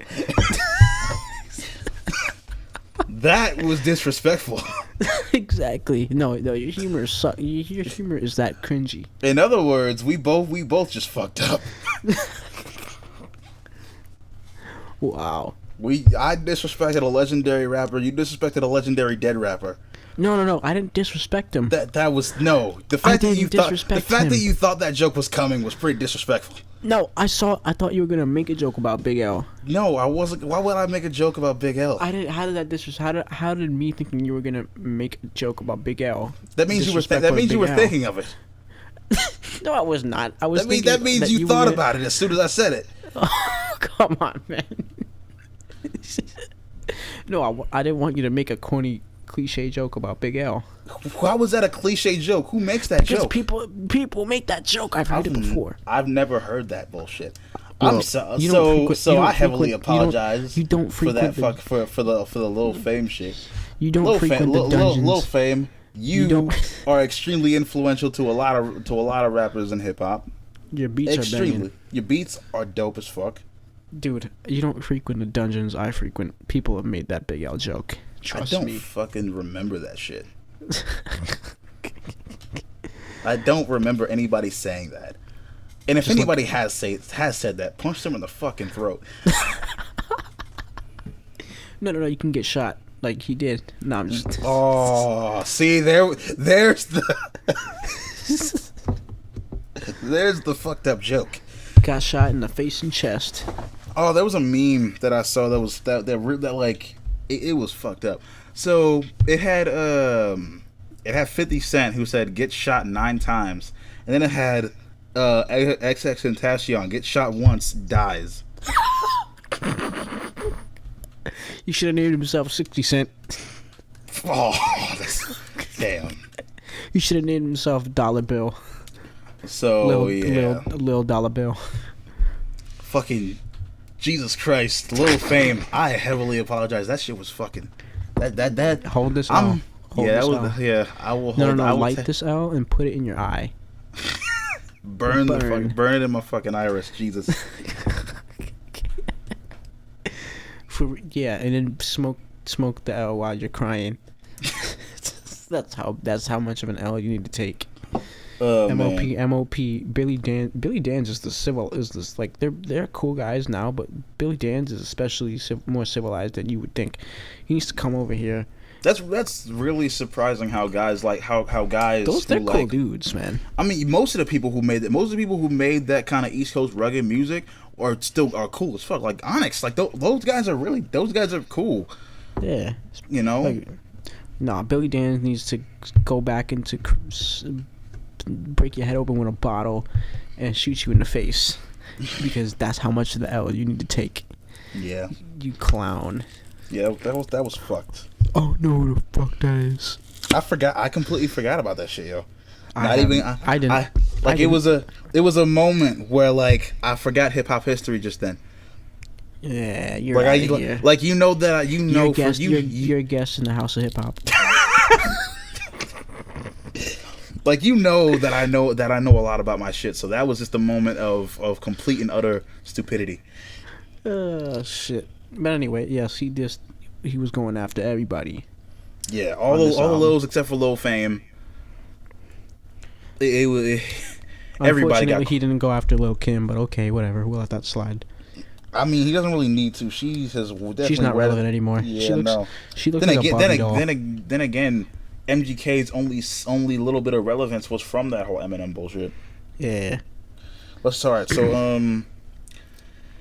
So are we gonna go like track by track on this right now? On like a little bit of a review situation.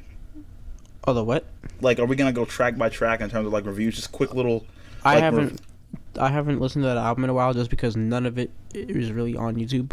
I still have to buy the album. The only song that I really, really remember was Stepping Stone. Yeah, everybody remember that. Did you? Yeah. So out of those two, which one did you and actually? Fall. Yeah. Dude. Yeah. Okay. Well, from what you have heard, what do you think of the beats on this album? I don't really care for some of the overly trappy beats. I don't know why Mike Will Made It needs to be on an Eminem album, but whatever. He's part of that factory now, I guess. But I mean, I would say I like Mike Will Made It's beats on this album more than I like most of his beat work.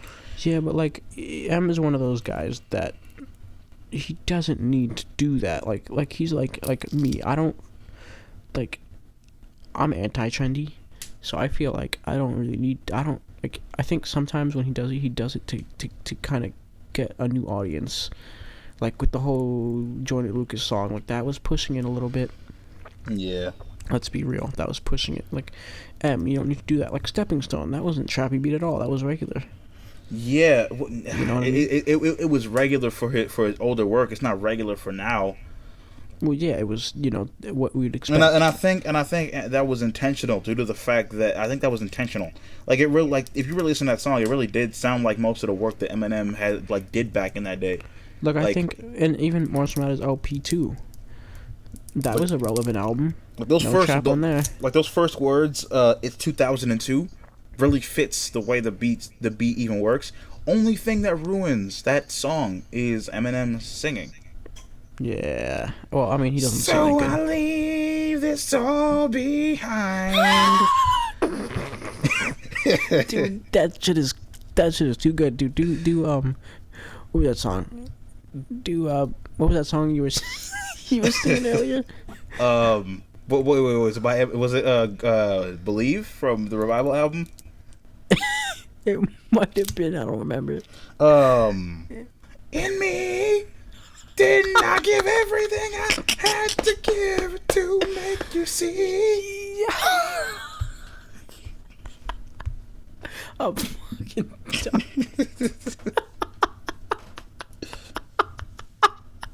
Yo, I'm out of here, man. That is too good. Fucking yeah, it's I'm gonna call that the corny '80s ballad rock ballad song now. You know what that reminds me of? It reminds me of that song in SpongeBob that they play after when he on the Sweet Victory. You know what song I'm talking about? Like the when they were the one where they were the battle of the bands was between Squidward and Squid. Yeah. Sweet victory. It sounds similar, man. Yeah, it does. Nah, but anyway. So yeah, I'm Eminem saying that singing a lot in this podcast. We have issues. Yeah. Let's see. So I would honestly give this album overall like a 7 out of 10. 6.5 out of 10. What brings it on? What brings it down that far? I mean, I have the same views as you. It was good overall. There was a couple, shitty songs on there. I didn't care for the whole overly trappy influence. I think they pushed it a little bit. So 6.5 out of 10. I think okay. Now that I really realize it, like now that I honestly realize it, I don't think Eminem is doing that for the commercial appeal. I really think he's doing that because it fits his lyrical style now. That's just how. I mean, and that's another thing. I don't really think he needs to. This whole fast, and this is why I really don't care for fast rapping. Like rapping fast. Oh, look at you! You can move your mouth fast. Like whatever. That doesn't impress me. It's not about moving. It's not about just moving your mouth fast. It's moving your mouth fast in a specific way. The problem is people get it twisted and think, oh, it's just rapping fast. No. That's not what it is. Listen to Tech 9 and you'll understand that.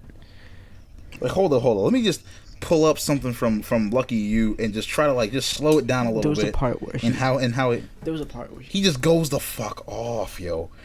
He said, I gotta fucking go to it. He said. Okay, he said, but I think it's inevitable. They know what button to press or whatever lever to pull to get me to snap, though. And if I'm paying attention, I'm probably making it bigger, but you've been taking your dicks in the fucking back, ho. Yo, the rhyme schemes. Yeah, it was a good scheme, but I just don't... Paying attention, I'm probably making it... schemes without having to flow fast. Like, I don't think... Like, I just don't care. Like, once you start going... You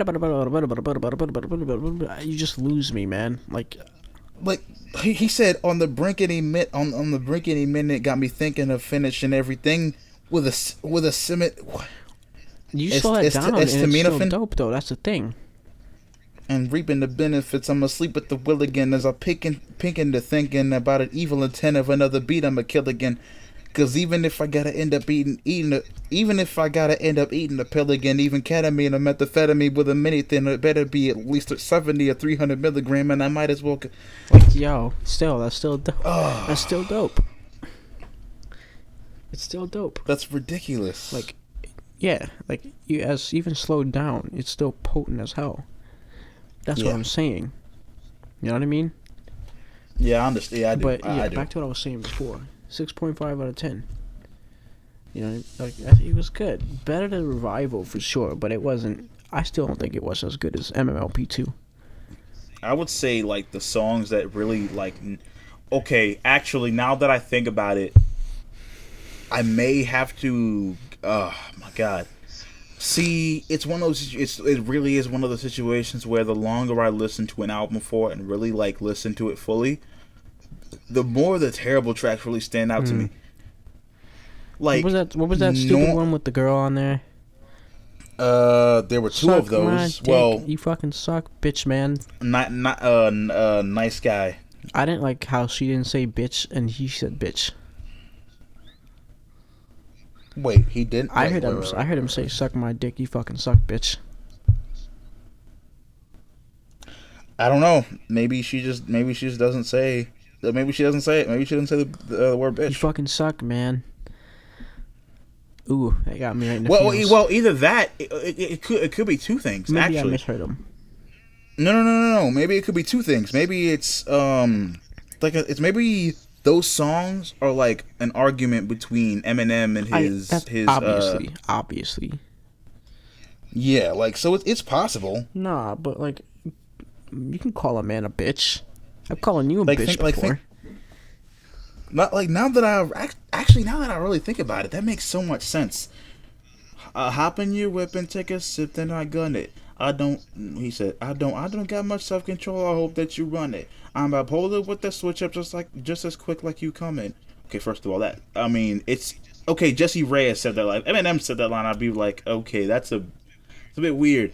I don't got my self-control. I hope that you run it. I'm not a cheater, but if I'm accused, might as well be. You might tell like it's like an argument. It's like a complete and utter argument between Eminem and his love interest. That's obvious. I mean, I just didn't like how she didn't say bitch. I was like, well, that's weird. I mean, because it further goes in that like it's basically to empathize the concept. She said suck my. She not said empathize. suck, Emphasize she the said concept. Suck my dick, but she didn't say bitch. Yeah, to further emphasize the concept of the song. No, that doesn't make any sense. He's calling her a bitch. She's saying man. That's what it is. You can call a man a bitch. I don't know, dude. Well, how can she say suck my dick, but she can't say bitch? I don't. Because women put that. Exactly. It doesn't make any sense. So. Okay, yes. In our minds, it may not make sense. But dude, maybe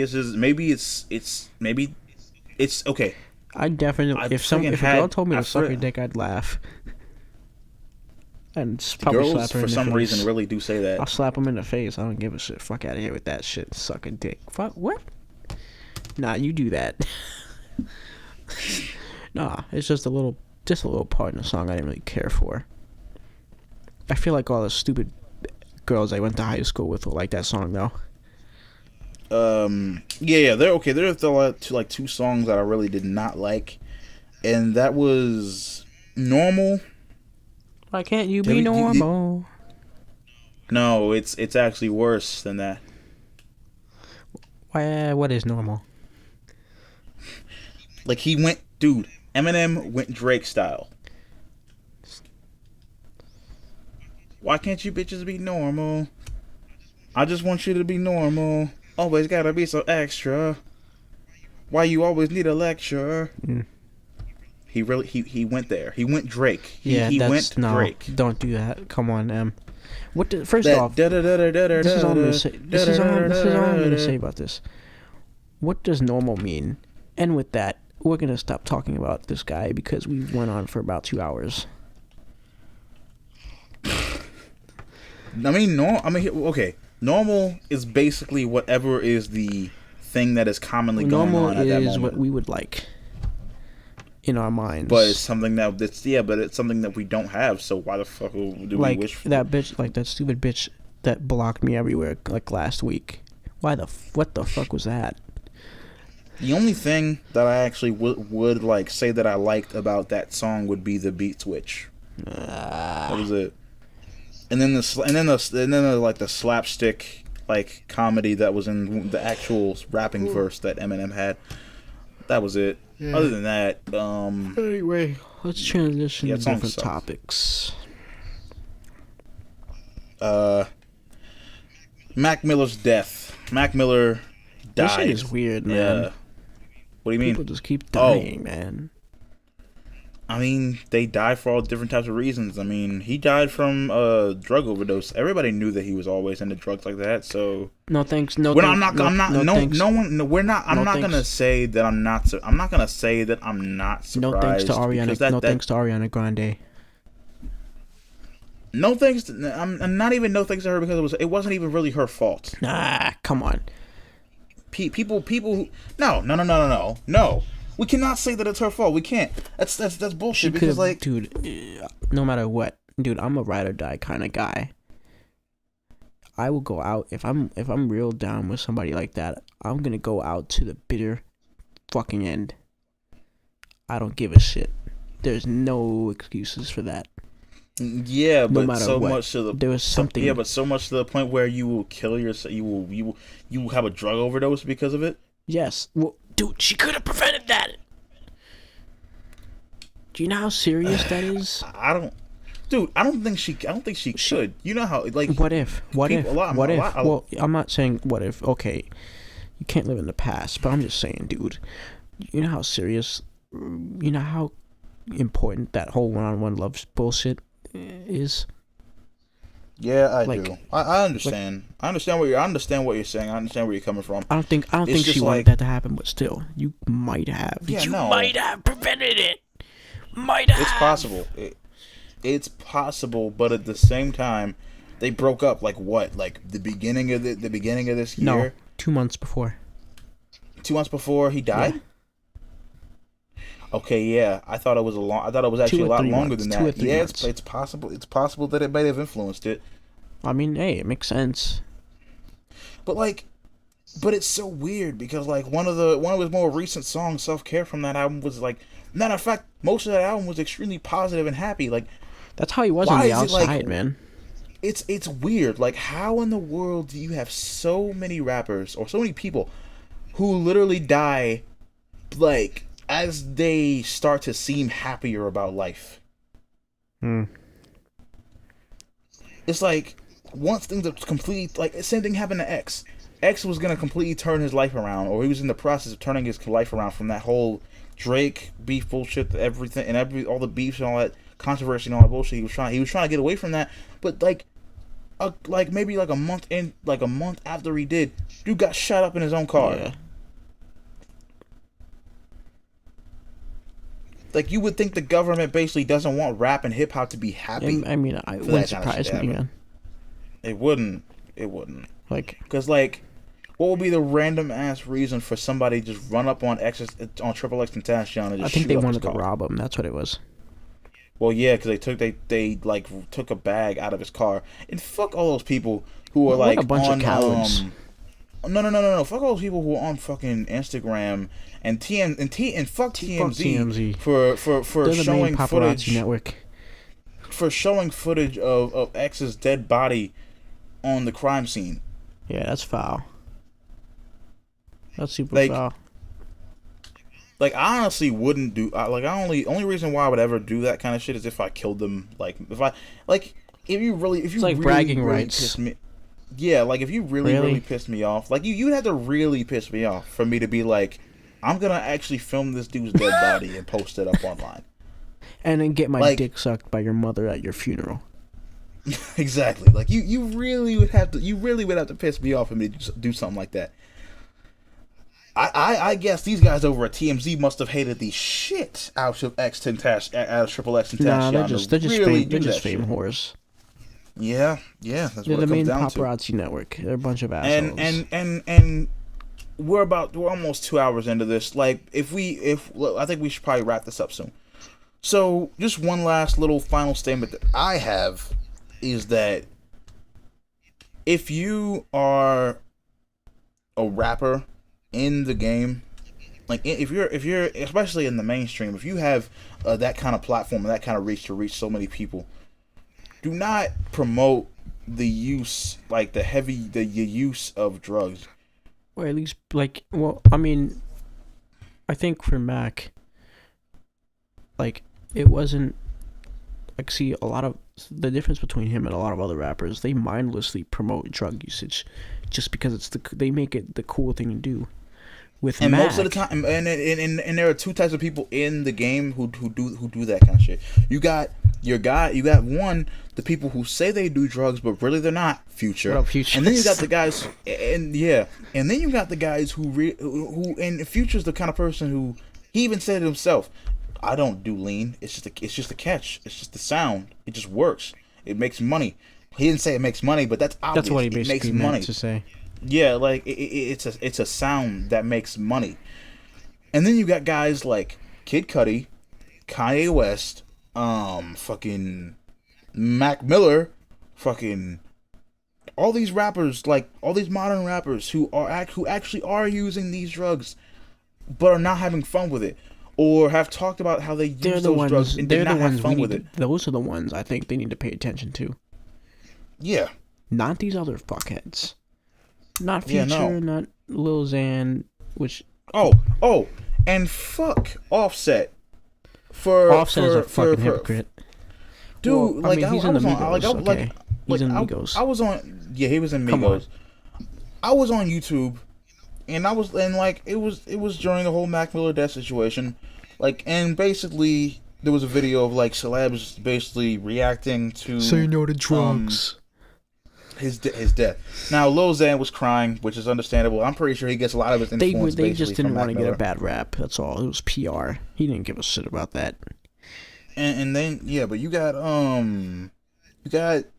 Offset, who's on a plane, whatever, talking about there's anybody out there who's thinking about getting into drugs, don't do drugs.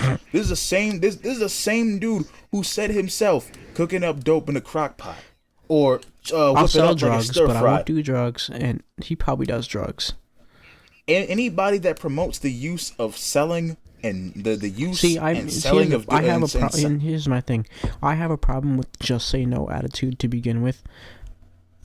I think you should educate yourself, and anything synthetic in pill form, don't fuck with, at all. Yeah, but I'm a person who says no to hard drugs, and by hard, like I don't. Okay, and by hard drugs, hard drugs, he means heroin, crack. Yeah, heroin, crack, meth, pills, lean, that kind of shit. I don't. Okay, and let me just get something else too. Any drug that makes you hallucinate, I don't really consider as a hard drug. Yeah. Either. Well, it's a mind altering. I don't consider shrooms and LSD a hard drug. There's a difference between hard drugs and mind altering substances, in my opinion. Yeah. Hard drugs are made specifically to be addicted to. That's what crack is. It had a short high, and the come down was so bad that you just wanted more. Yeah. So basically, anybody who basically promotes the selling and usage of hard drugs in their music should not be the same people to say don't do drugs. Yeah, absolutely. Mac never said don't do drugs. He didn't really have to. He didn't have to. He just had to tell you, he said, these backfires of my experiments of drugs, I experienced a touch of my epiphany in color form. In other words, basically, I've gone crazy due to so many backfires of me trying out these drugs. I think, I think if he had an addiction, I think there was something else wrong, dude. Like, honestly, yeah, there was something else wrong. See, addiction. I mean, obviously there was something else wrong. The way people get into addiction is because they're going through some shit, and they go towards something, and once the brain itself realizes, oh shit, I like that. Not really caring about whether it's actually hurting them or not really caring about whether it's hurting them or helping them. It helps them. It's an escape from whatever they're dealing with. And you know what? It's actually very common to see people that are happier people have problems like this. To be let's be real. Yeah, like me and people may really every human is addicted to something. Humans are addicted to shit. People can be addicted to, and you know what this reminds me of? Video games. There's this stupid fucking health organization or whatever actually categorize video gaming addiction as a disorder. See, we're not. See, I mean, we're okay. I'm not gonna sit here. I'm not gonna sit here and say that video gaming isn't an addiction People because can be there addicted are to anything. It's not the yeah, people it's can not, be, it's but not, I'm not it's gonna. But not, I'm not. But it's, we're not gonna we no anybody who does heroin and has a heroin addiction. You don't say they have a mental disorder of having it's doing heroin mathematics. heroin addiction. It's an addiction. Addiction is simple mathematics. Like someone likes something not caring about whether it's hurting them or not. They just like it. The substance that people are addicted to aren't the problem. The reasons for them choosing to be addicted to it, not even choosing in some cases. The reasons that they're addicted to the substance is the problem, not the substance itself. Same reason with same thing with school shootings. It's not the fact that they shot up a school is not the It's problem. not The the reason guns. why they did it, that is the problem. It's a society issue, especially in that regard. School shootings, guns are bad. This, you know what? This when the whole March for Our Lives shit happened. I laughed. I'm like, I'm not doing that shit. Fuck out of here. Oh wait, I don't even know if I've told this story on They looted what the podcast. Go ahead. I think you did once, but we had to cancel that episode. Oh yeah. All right. So basically, the whole March for Our Lives bullshit happened, and we were given. I go to the school in Cincinnati, Ohio, called Woodward. Charter or something. What was it? I forgot. Wait, what? What? You forgot what? I forgot what it was called. I forgot what your school is called. Woodward Career Technical High School. Yeah. It's a long fucking name, fucking bullshit. Hey, it's superficial. Fucking. Yeah, then you come to realize the most superficial schools have the worst kids. Superficial indoctrination center. But okay, so basically, these kids are ghetto as fuck. There's like a McDonald's and there's a Walgreens across the street. Now they do this March for Our Lives thing. The kids get to go outside and they get to walk around. Now the kids at my school, they ended up going out over to the McDonald's that was across the street. They were wilding out in there. McDonald's says, "Hey, you guys need to get out." They kick them out. Then they run over to Walgreens, and they start snatching and running. Mm-hmm. They start wilding and bugging out, yo. Yeah, I remember you told me this. They literally like ran up in there and stole a bunch of shit. Part of me thinks that's funny. And then from then on, Woodward kids got blacklisted from that Walgreens. Wow, now that's unfair. Yeah. Nah, but I think part of me thinks that's funny just because they did that on March for Our Lives. That's just funny. Like, yeah. It's like spitting in the face of the squares, if you see what I mean. Dude, see, there's a difference there. I don't think they should have. I don't think they should have robbed the Walgreens, in my opinion, that wasn't spitting in the squares. In my opinion, that was just doing complete unnecessary bullshit. Yeah, I don't think they should have done that at all. Not at all. Hell no.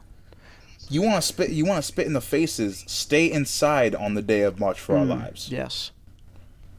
And that's what I did. I didn't fucking go out. Me neither. I don't. Yeah, no. What did you do? You remember what you did? I just stayed inside and did my schoolwork, bro. That was it. I was like, fuck. I was like, fuck that. I bet you got cat calls for that shit. No, not really. I was like, I'm like, dude, fuck that. I mean, I don't really like. They're marching for the wrong reasons. I'm not gonna fucking do that shit. Fuck that. Yeah. I mean, yeah, marching for our lives. I get it. You're paying tribute to the people who died, but at the same time, your reasoning is flawed. Yeah. There's a flaw. The people that are perpetuating the reasons for the school shootings should not be paying tribute to the dead people. Yeah. Hell no. It's just stupid. But anyway.